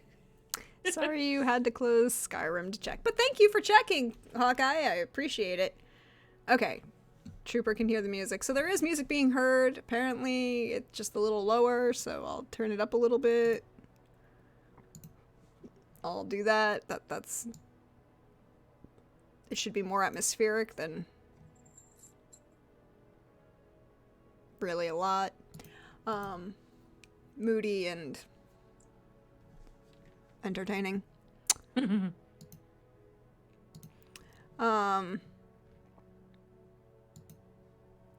So as you are sitting here with these spinning bookcases and your music flying around as the library is tasting it, and you feel this connection solidify, could you roll me a fatigue check, please? Okay. Since I just refreshed Roll20, I have to pop up her character sheet. All right, fatigue test. That's in Arcana. Arcana. Technically, just any of them. It doesn't matter. Okay, I'll just do Psychic Shield because that's the first one I have. Mm-hmm. Yes. That's the casting. Oh no, that is the fatigue check. No, you're right. It is the fatigue check. There you go. Yeah, you feel drained from this, but not exhausted. You feel like maybe you just went a couple, I've done like 10 flights up and down stairs. Maybe I should work out more. Not magical terms. In magical terms, Yeah. Not really fatiguing, but you're like, oh, that was an exertion. That was an exertion. There we go. And you feel your magic start to pull itself back in, reorganize itself, come back to itself. And just feel this sense. And again, the words written on this desk, which has been your means of communication, kind of begin to fade. And you feel like this slight, very polite knocking against your psychic shield, which you haven't put up yet, No, you- because she was talking to. But it's that level of like, if you're someone who could psychically connect with you now that your shield is down, just knocking slightly as if to say, "Is it okay? Can I Yeah. talk?" She'll allow it. This is very nice. I can talk to you directly now. Oh. This is nice. Your wolf is very nice too. I like them. They will not chew my books. No, Whisper's a good girl. And she likes all she does with the books is bring them to me, you know? Very she respects them. We talk about them. I tell her the stories. She enjoys them too. I have a request from you, Delmae. Okay. I want you to bring me more stories. I can do that, but I don't know what stories you already have. So I want your stories, Delmae. I don't really have any though, you know? I mean, I can tell you what I've gotten up to so far, but You'll have oh, more. very exciting. I hope so. I can bring them to you when I do. Mm-hmm. Write them down so that they can join my library. And now that you are connected, anytime you put a book in my library, it becomes part of my library. So you just want my journals? Or any other book that you think would be useful for my library. Okay. Like I said, all books have a use, even if they are not as riveting. That's true. So just question. How do I give you a book exactly? When you put a book on my shelf. In my brain? No, like the physical book. So I have to come here and put a book down. Yes. Oh, so if I'm out adventuring, I have to come back to give you the books. But isn't that the best part about the adventure? Coming back to tell the story? I wouldn't know.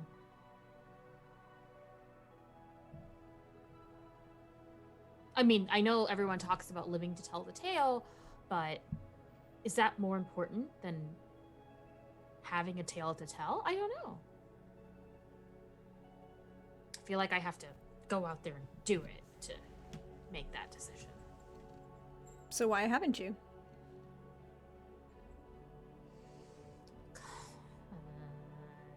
Because I'm still studying? I don't know where to go? I don't know. There's a very nice academy next door. A portion of their library belongs to me. Oh. Do I know which academy they're talking about? Really, there's the university, and then there's the Academy for the Sovereign's Finest. You're not talking about the university, are you? I mean, you could go to the university. I know some very nice people in my university. There's some brilliant medical students. And some very interesting use of arcana happening in my lower levels of the archive. Medicine would be interesting. I've never really seen myself as much of a healer, you know? But I've never really tried it. Maybe with the right instructor.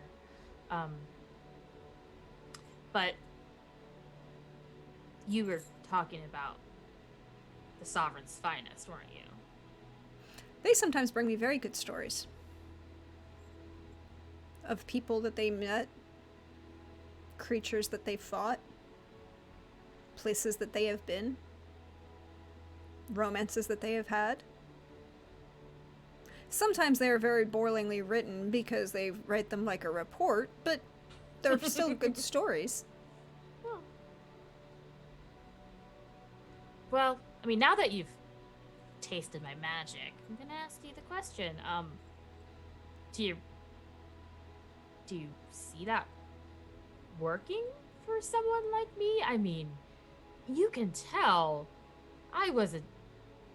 I, I'm just trying to picture me like falling in step with command, and it just doesn't seem to go that well. I would not recommend the Army or the Knights Corps for you, no. But the Sovereign, the finest, are special, unique. Do you have other friends there? Yes. And a couple who talk to me even though they are not my friends. Oh, that's interesting. You know, I've never. I can't say that I've considered that as a path for myself, but I really haven't figured out my path. What did you want to do?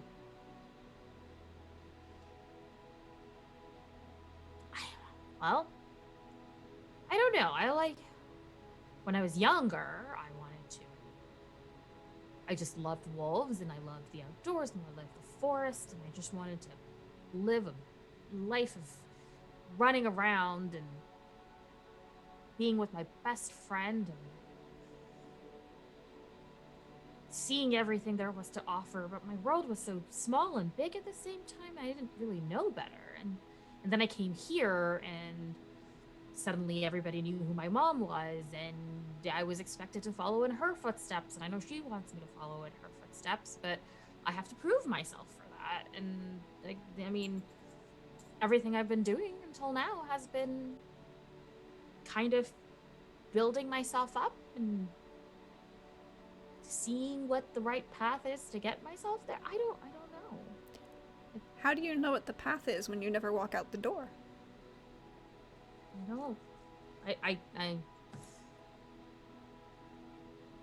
don't have an answer to that. You I didn't know which door to walk out of, I guess. That is useful.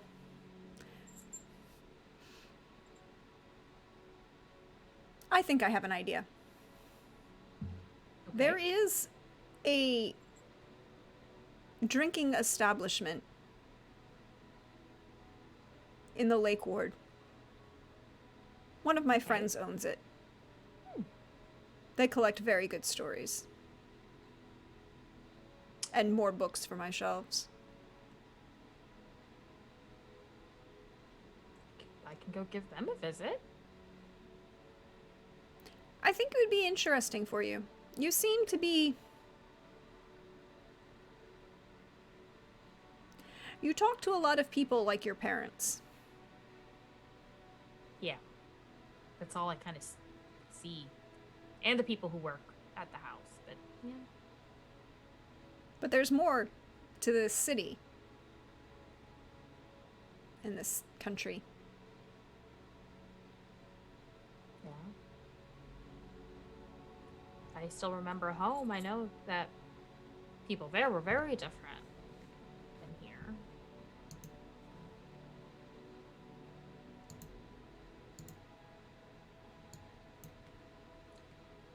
So do you want me to go talk to your friend? Or just go pick up stories there too? Both? Do both. Perhaps if you go talk to my friend, you will find more information for yourself. Okay.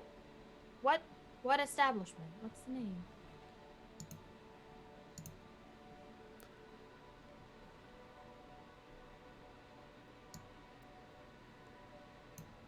It is called the Soul's Flame. Okay. And I think Delmae will pull out a little notebook from her bag and just write those 3 words in. Not that she's gonna forget it, but it just seems like the thing to do. When you're at the library and you're having information provided, you write it down. Also, the library has asked her to write things down and bring it back. What she says. Her name is Lysaea. You'll like her. Okay. I have a random question for you, library. Yes. Do you have a preference as to what I bring you stories in, like my own stories? Books that can go on my shelves? I know, but like you have so many. Like, do you have a color preference, a binding style preference? I'm gonna get a brand new notebook just for this. So, like, what should I get you? No one has ever asked. That is most interesting. I will have to contemplate. Well, you have a direct line to me now, so you let me know when you figure that out. Oh yes, I have a direct line with you as long as you're in a library. Oh, in any library? Yes. Or this one? Oh, that'll be good. Because they Okay, all connect to the library, yes? that makes sense. Well, I'm gonna go meet your friend, and I will come back and let you know how that went. And maybe that time you can tell me what my stories should be then. Yes. We must decide what special book Delmae's stories go in. Mhm. I will contemplate. Yes. I mean, they're your shelves. I want to make sure that it looks the way you want it to.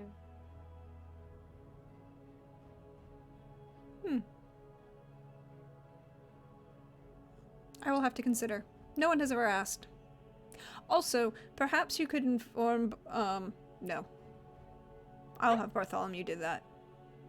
Oh, I'm good at running errands if you want me to. Like, No, there's a cat nesting in one of my shelves. It is upsetting. Whisper can get the cat out of there. Cats don't like Whisper.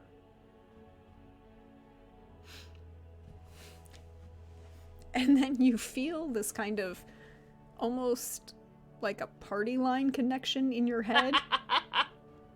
Like the library is using your psychic connection to Whisper to talk to Whisper without talking to you.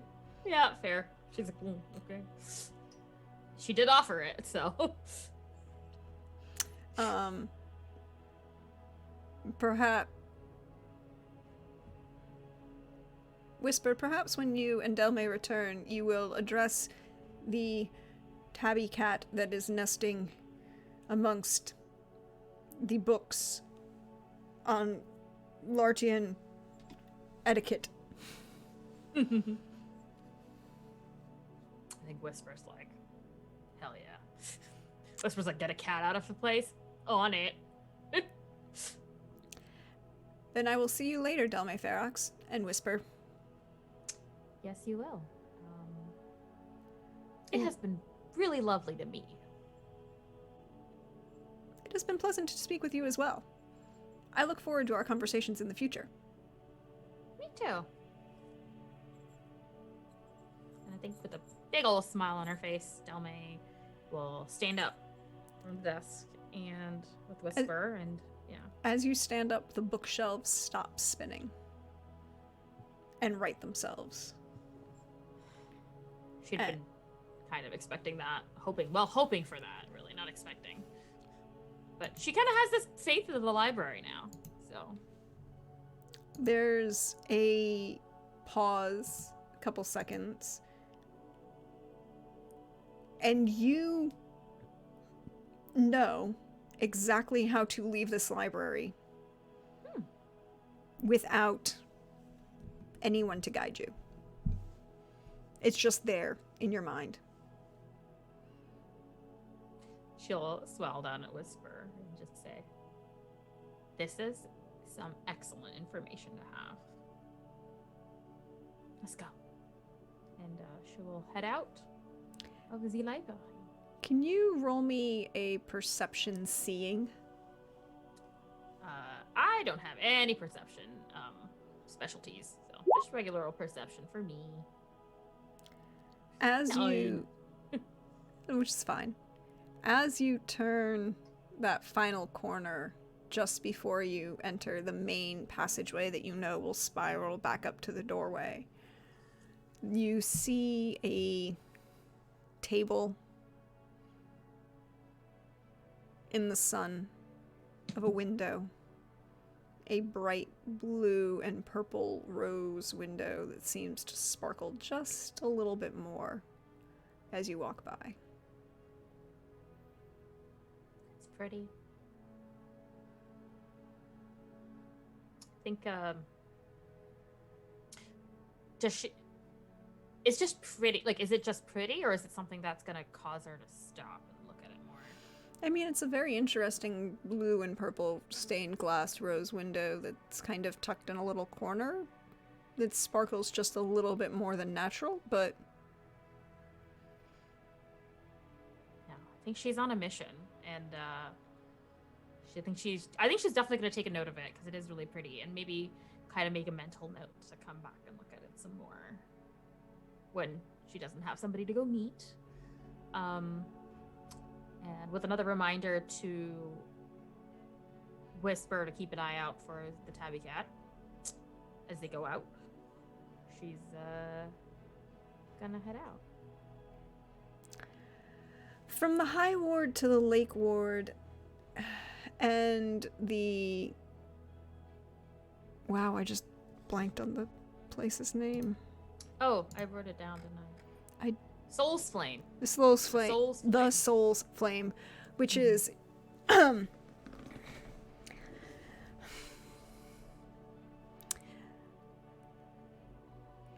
you know, have you ever been to the Lake Ward? Has Delmae ever been to the Lake Ward? I'm sure she and her friends have. You know, you gotta get your kicks somehow. Going to different parts of town to drink is probably a youth thing to do. A very youthful action, perhaps. As you make your way across town from the main palace grounds with the library and the university and the barracks of the Academy of the Sovereign's Finest and its headquarters, the barracks and chapel of the Knights of the Blue Rose, you make your way to the Lake District, and just off one of the side streets from the docks on the little island here in the middle of the lake into the Lake District. This road, by the way, here that connects the lake to the island to the mainland is partially submerged, but it's never deep enough that you can't walk on it or ride a small carriage. It's like a sandbar roadway here.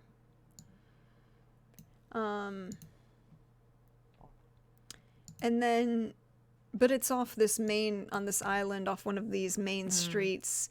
There's a establishment of moderate repute. Okay. She can handle moderate.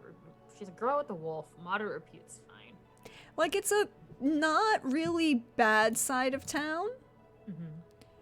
And it's not anywhere that would, like, if you got caught there, would look really weird to your parent, look really weird for your mom. But at the it's same, just kind of a why. It's just like, all right, you went down to a local, and this is really more of a local's place, right? It's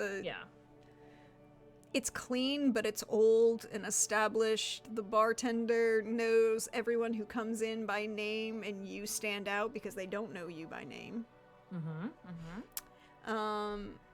And it's in shades of that blue of a flame, of that center of a high flame, right? It's not, it's heavy old woods and, slightly faded blue curtains, leathers that kind of like brown black with accents in blue and silver. The bar runs an L shape along the back wall.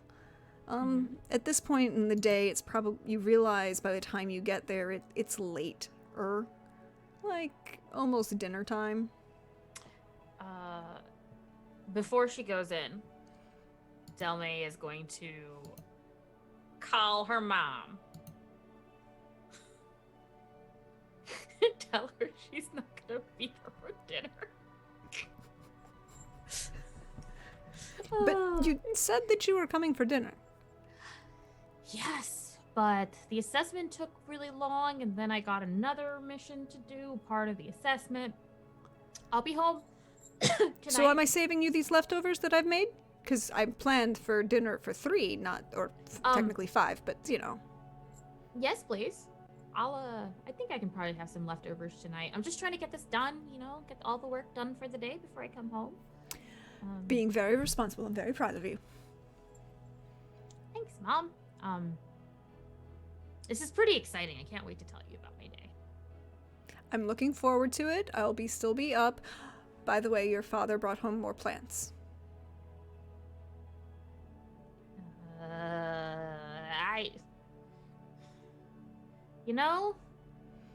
I tried to get Whisper to eat some of them to help make some space, but it just didn't work. He's adding balconies to the atrium. More? Yes. Oh my god. He is attempting to be handy. We need to get Dad a job, Mom. He had a job. It was a very good job. He did very well at it. And then he retired. Yeah, well. It could be worse than plants, right? It could be chickens. It could be overrun by chickens. He's talking about bugs that are important for pollination. Okay, no, that's where I draw the line. I don't want to live in a house of bugs. No thanks. We will talk about this when you get home, but you're going to help me explain this to him, yes? Okay, yep. All right. Be safe. I'll see you later. Okay, bye, Mom. Bye. Alright. And then she will, walk on in. Not a care in the world. Oh. To be the sweet summer child. I'm kind of jealous of Delmae's outlook on life. That's sad. Delmae has a very unique outlook on life. I love Delmae's unique outlook on life. She is a joy and a pleasure. And, if you were Russ, a heart attack waiting to happen. Look, I'm just gonna say, for those of you who have not yet seen it, you need to go watch on the VOD, on the YouTube, Russ's backstory, because some things are in there that I'm just gonna say you might want to watch. And perhaps maybe understand that Russ isn't as close to heart failure as he thinks he is. As much as Delmae pushes him to be. Oh, Delmae has a lot of faith in Russ. But as you enter this, bar, there is a very distinguished looking woman behind the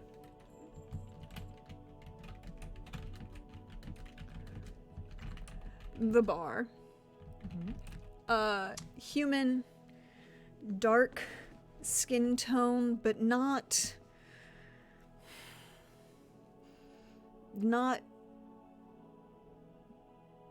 like the matriarchy of Lartia, which we would think of as sub-Saharan African. Thing more dark Polynesian, dark maybe North African, Ethiopian. Dark pulled hair back, thinner eyes, a very distinguished jawline, wearing a very heavily embroidered jacket that stops at her hips, and then these beautifully tailored, flawless pants, and she just kind of looks up at you as you walk in and smiles at you. Could you roll me no, excuse me, it's not human perception. It's Perception, empathy. I have 1 perception. I will roll you that. Ooh, 11. Delmae, you've been around in the city long enough and working with your mom long enough. You are fully aware of retail professional smile. Yep. Is there anybody else in the bar that stands out to me the way she does? There are a couple sea folk who are at, like, one of the corner tables who are definitely, definitely in workman's garb, a couple pints in front of them, and some sort of stew. There's a large table in front of, like, if you come into the door to the right, away from the bar, that seems to have, like, 6 people playing a game of poker, or some sort of game of cards. You also see very interestingly for the city, a Raiden who seems to be sitting in one of the back corners writing very diligently. A bear. Because they have opposable thumbs. Nice. Well, close to opposable thumbs. They can grab things, but... They probably have a special will for them. Yeah. Well, given what the library said about Lysaea and this being her place, Lysaea, right? Mm-hmm. She is going to go to the person behind the bar and just put on a friendly smile. Not a retail smile, she doesn't have one of those, but just a genuinely friendly smile, and ask Lysaea? Yes. Welcome. How can I help? I was recommended your place by someone who said they are a common friend of ours. Something, I guess. Mm-hmm. Place?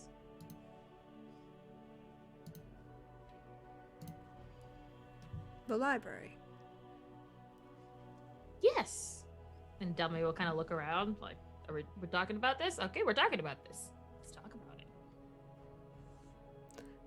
How was your conversation? And she just kind of gestures to one of the bar stools in front of her.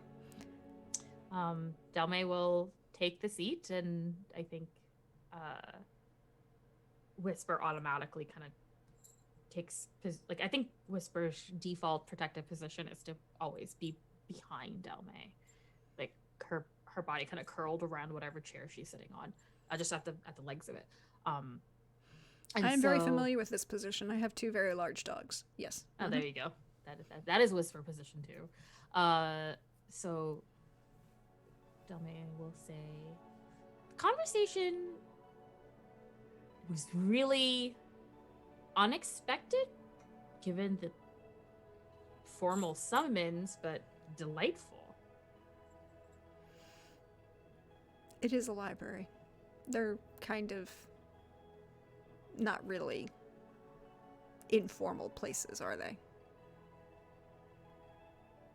I don't know. I feel like talking to the library, it seemed more informal than stuffy. I get it. Libraries are stuffy, but it had a personality and a sense of humor. It tries. Humor changes too much over time for it to really get it frequently, but it has some understanding of humor, at least as a form of communication. Satire and sarcasm, however, don't change that much, so there's a lot of that. That makes sense. I think it was a sarcastic joke. How long have you been a friend? About 10 years now. Wow. By the way, she does not look any older than that indeterminate age between 25 and 35. All right. And, well, okay, so you're a friend at the library. Apparently, I am. And, it told me to go get some stories, like my stories for it. And told me to come talk to you because I told it I had no idea about where to even start on that. You know, I grew up in the Pavenweald and have been here ever since I was like 12. So I don't really have a lot of stories to tell except for what goes on in the city, and I'm sure there's a lot of versions of that exact tale already floating around in the library, and it doesn't want to hear that. So, well, maybe you can tell me what you did in the last 10 years. Privateering, barkeeping, smuggling, some on and off thievery. That's pretty cool, yeah? It suggested the finest to me. I started there. Oh. Before the privateering? Privateering for the finest is the same as any privateering. Fair. And a glass appears in front of you. Mm-hmm. She did not move her hands to pour it. It's just there. Delmae is of the age where she does not question alcohol when presented. She will. Ugh, Oh, the youths! She will pick up the drink and just say, like, you know, kind of like a toast. And Lycia picks it up as well and nods and like clinks her glass to yours and sips it. You might want to sip that. Oh, okay. Oh, she wasn't gonna shoot it. She has developed through experience the tendency to sip the drink and then decide whether or not to shoot it. She's learned that the hard way. A very important skill to learn. Youths, man. I told you, Lake Ward. So, would you recommend the finest as a way to get stories? I recommend the finest as a way, if you are true, as a way to find yourself.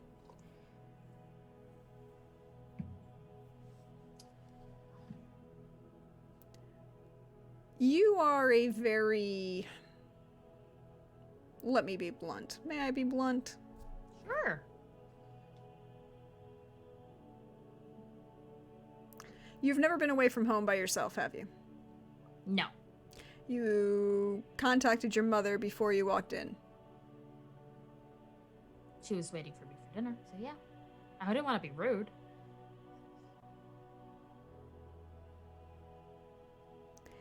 You need a little bit of the polish knocked off you, darling.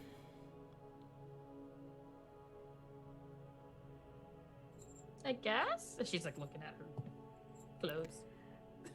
You walked into my establishment, which is fine. I mean, it's a very fine establishment, but you walked through the Lake Ward dressed like that. Whisper, make sure it's never been a problem. And I like being true to myself. The true to yourself isn't the problem, the pickpocket is. Oh, I don't really carry money on me. You're carrying all that gold jewelry says otherwise. I guess. Seems like a lot of work to steal jewelry just to make money. I mean, just, whatever. Really? But it's really a lot of work for you? I feel like it would. I don't know. I've never tried to make jewelry into coin. But I'm not a private. I don't have a history of being a privateer and smuggler and everything else. Delmae, as you look, you realize that one of the rings from your left hand is playing in her hand. Oh, that's a cool trick. Now, I could take this gem, pop it out of this socket, sell the gem separately, sell the ring for itself, melt it down for gold. I've just made 2 profits. And she holds it out between 2 fingers back towards you. Yeah. It just seems like a lot of work. I don't know. I'm lucky, I guess I have never had to think about that. I think I know why our mutual friend sent you to me. Why?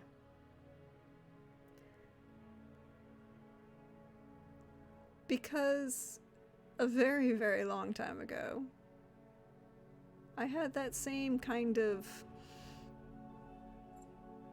lack of vision.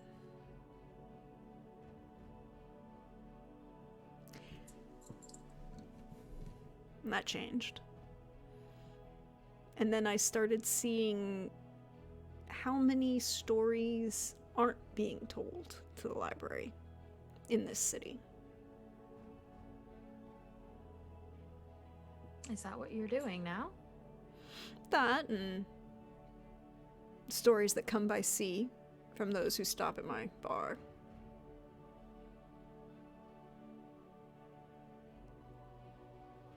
That sounds... I would like to do that. I think getting to know the stories of the people other than the ones I see every day, that would be nice. But it's also about changing your view on who you see every day. Yeah.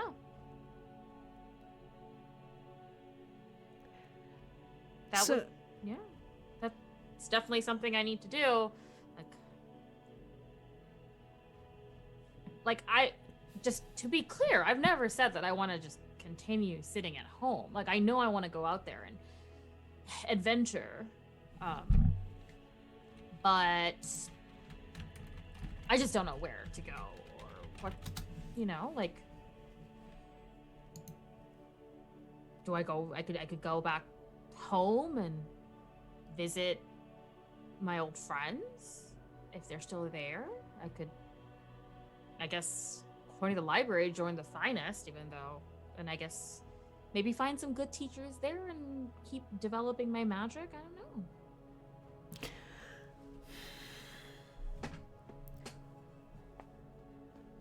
I think the academics at the Finest Academy would be good for you. They'll help you with your magic. You have a lot of it. It tastes spicy.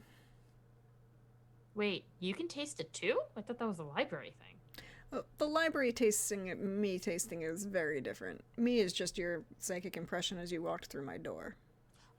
Okay. Your kind of overall arcanic profile, really. It pays to know who's a threat and who I have to worry about. That seems like a useful skill. Write that down. Acquire. Arcanic taste. What the library is tasting when it meets you is your compatibility. Is your magic going to be overwhelmed by them? Will you lose your sense of self? I didn't know that was a risk. I mean, it is, but not in the sense of the meeting. The meeting is to make sure that it doesn't happen. no, I get that, but is there more to being a friend of the library than just providing its stories? Does the library take more? Or demand more? No, but to do so means that you're connected to it, right? Yeah. And if the connection is to stay, well, the library is old. Yes, it is. Powerful.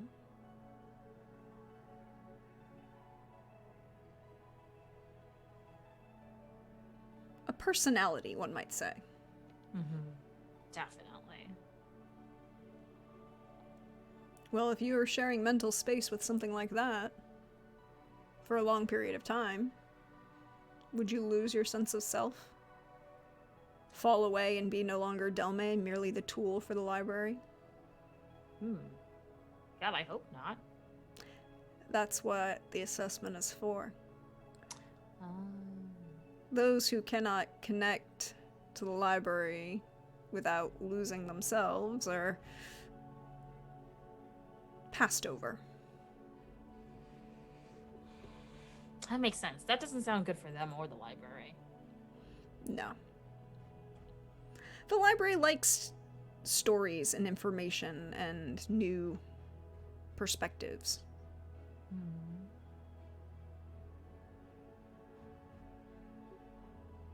It doesn't want to change those who provide it with that. Well, I'm glad for that. However, I think you could do with a couple small changes. Situational awareness being one of them.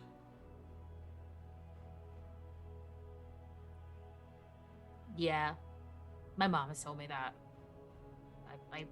I'm lucky enough to have Whisper, so that's really how I get by, but yeah. And if somebody took out Whisper? Well, I'd have to kill them.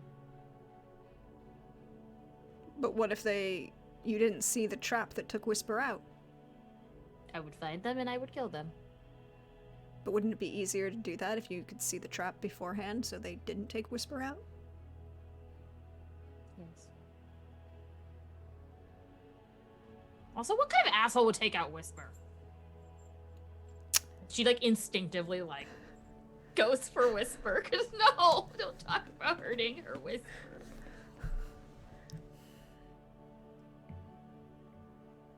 I think Whisper is also, like...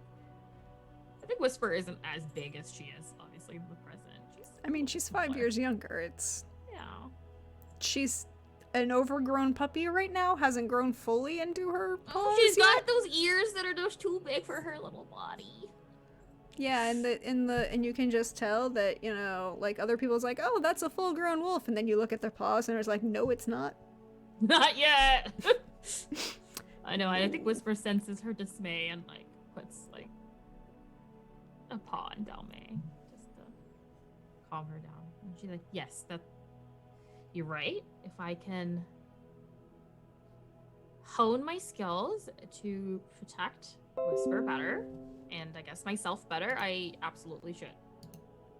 Yes. Okay, let's get started. And she reaches out a hand to you. Oh, okay. Reaches her hand. You and I are gonna become real good friends until you start hating me for how many times I put you on your back. Oh. This is gonna suck, isn't it? But she has this, like, excitement in her voice. And I'll even teach you to curse in 4 different languages. Yes.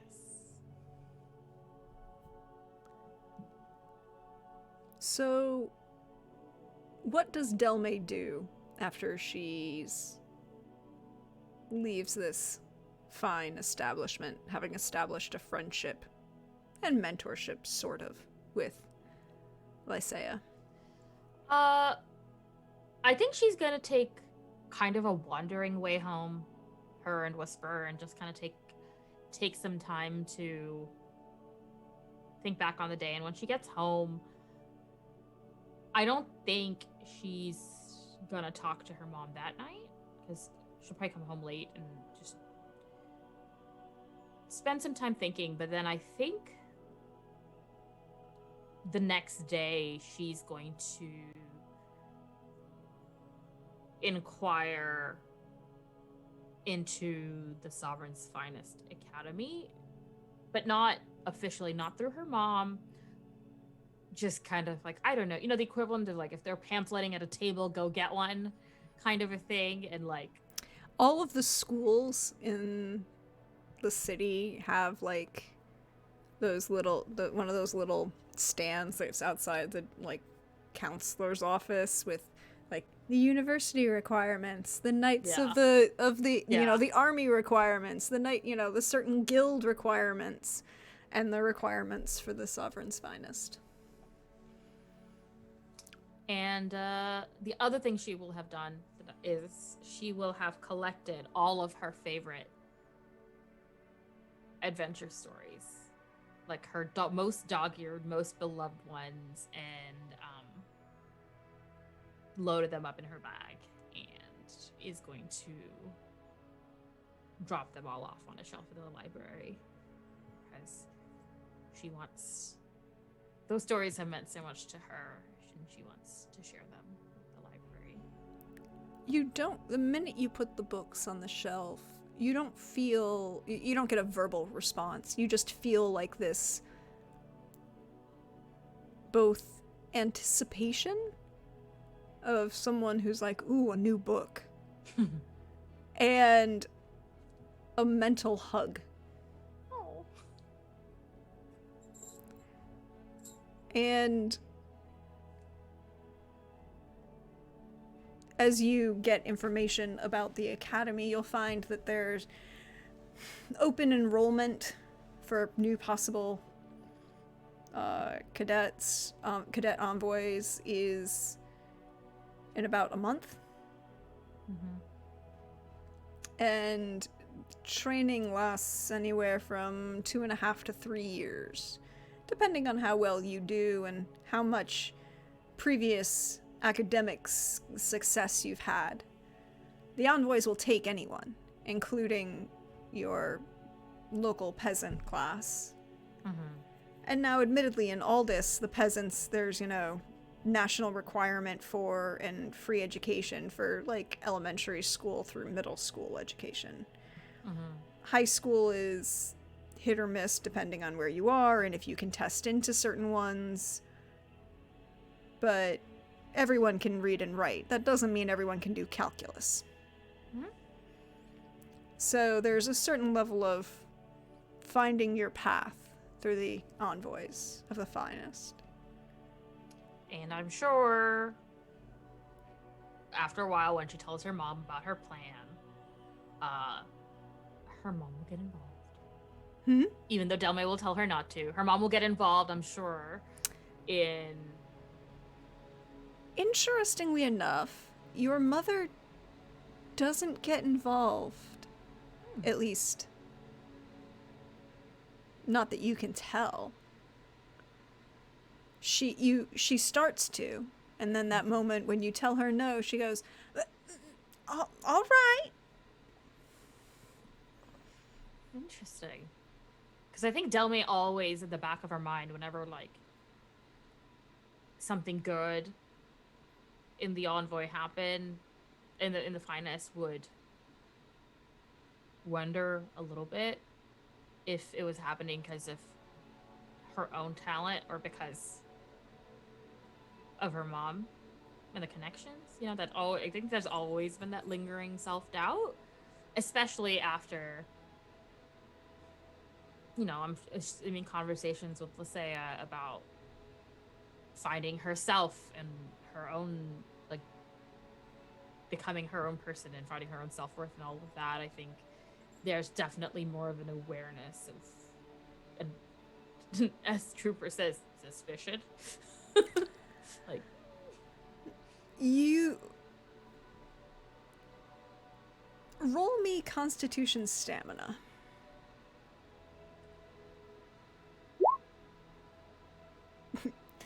Constitution Winky Face is required. Constitution winky face. You, from training with Lysaea, learning with her, she teaches you some basic skills in fighting. And so, like, basic self-defense martial arts, enough that you could pick up, so that when you start getting trained in staff fighting at the academy and how to use a dagger, you know you're not horrible, and you know a few more dirty tricks than people are expecting. But you can also add either a specialization in dexterity for either sleight of hand or stealth. Your choice for that focus. For your training with Lysaea. Well, just given who Delmae is, I don't think stealth makes sense, but I do think she's like a... It's more of like a bardy sleight of hand, where it's not the rogue sleight of hand. You know, it's the Watch distraction. this hand over here while Yeah. I get what I need. Yeah, I can see it. No. You know. She isn't trying to... We're not going to be able to change who Delmae is. We'll just add to it. We're just adding to it. Delmae has a new experience. She has new experiences that she's adding to. One of these new experiences is she's introduced to 2 individuals of the Sovereign's finest at the end of her first year at the Academy. Mm-hmm. One is a Rhyhawk, red-shouldered, slightly stuffy, a little grumpy and curmudgeonly, very rule-bound, likes to attempt to explain the relevance and importance to all of these protocols and etiquettes to Delmae. Answers to the name of Russ. But at the end of your first year in academics, Delmae, you get a note that you are invited to one of the advanced Arcana classes. Private tuition of a tutor.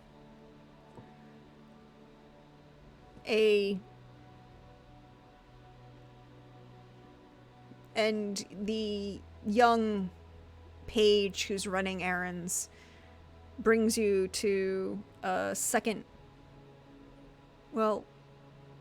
entrance to the library.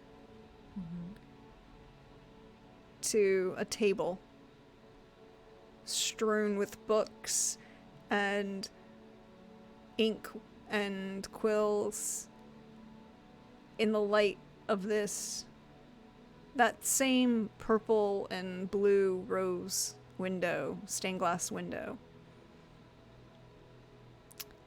And you are introduced for the first time to a young human, curly hair, cut short, Metacarius.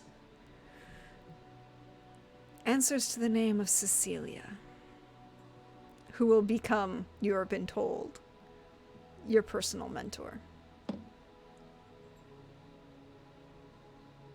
Exciting. Yeah. And I think that's where we're going to end for today. I just have one question for Delmae.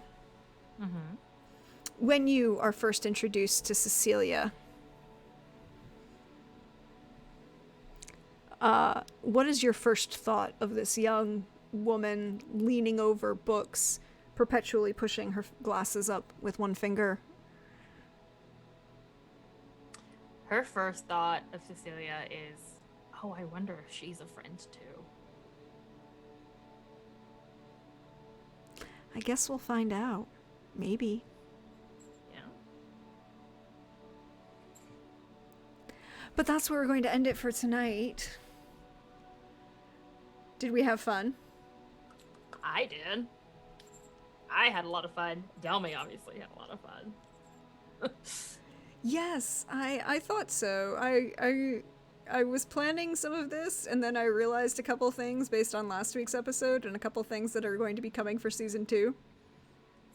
Yes, I am. Spoiler alert, people. I'm using these flashback episodes to seed things for season 2. It's like I can multitask. Who'd have thunk it? But I was like, ooh, Delmae's gonna be an Aldis. This is gonna be fun.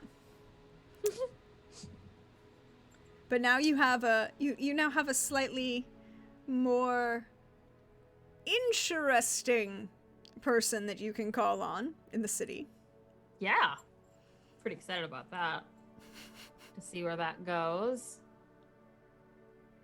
There's a lot of interesting development that happened. So, how we feeling? We feeling okay? Yes, I think Trooper is really nervous there in the chat. But I for one am so I did go look. So Delmae's character sheet says she's 23. So 5 years ago would have put her at 18. Mm-hmm. Yeah. That makes a lot of sense. Yeah. So then by the time she got out into and being stationed and before she was stationed there, she was already writing to Vashard and told Vashard that she was gonna be out there, and so I think that probably happened like a year before game, maybe a little bit more, because that would explain how she became friends with Ritka. Yes. Yeah. Writing some letters and perhaps some, early training missions with Russ in the field, being introduced to Ritka. Oh, Russ. Oh, Russ. Look, I'm just saying, you should see last week's episode. Oh, I know, it's on my list. I'm very excited. But, I just want to preemptively and forever apologize to Russ for being responsible for Delmae. Oh, no. Do not apologize for that. You will see why at the end of that episode, why that is not an apology Delmae needs to make. Ever. But as for... Well, I have been your wonderful neighborhood Prax. This has been our Romance of the Blue Rose OVA episode 3 for Delmae's flashback. And, Pooja, where can we find you? What are we doing? Hello, everybody. You can find me on the internet at Pooja on Twitter, and I am currently in 2 games. I am on Flights of Fandom, which is on the Manapot Studios channel on Tuesdays at 8 Eastern, where we are this month playing a Pacific Rim flight. So I'm living my dream because I am massively obsessed with Pacific Rim and all mechs. And then on Thursdays, I think this week we are coming back. Hopefully Simon's feeling better, but I will be on Simon's channel and the Sentinels of the Multiverse campaign, where I play a would-be comic book hero who's afraid of her powers and not reckless at all. And that is at 8:30, I believe, Eastern on Wandering DM on Thursdays. So, yep. You should definitely check out Wandering DM and then check out on Thursdays. And as for me, hey y'all, you know me. I'm at Deirdre on Twitter, or Praxagora Thesmiophoria as you see me around here on Twitch.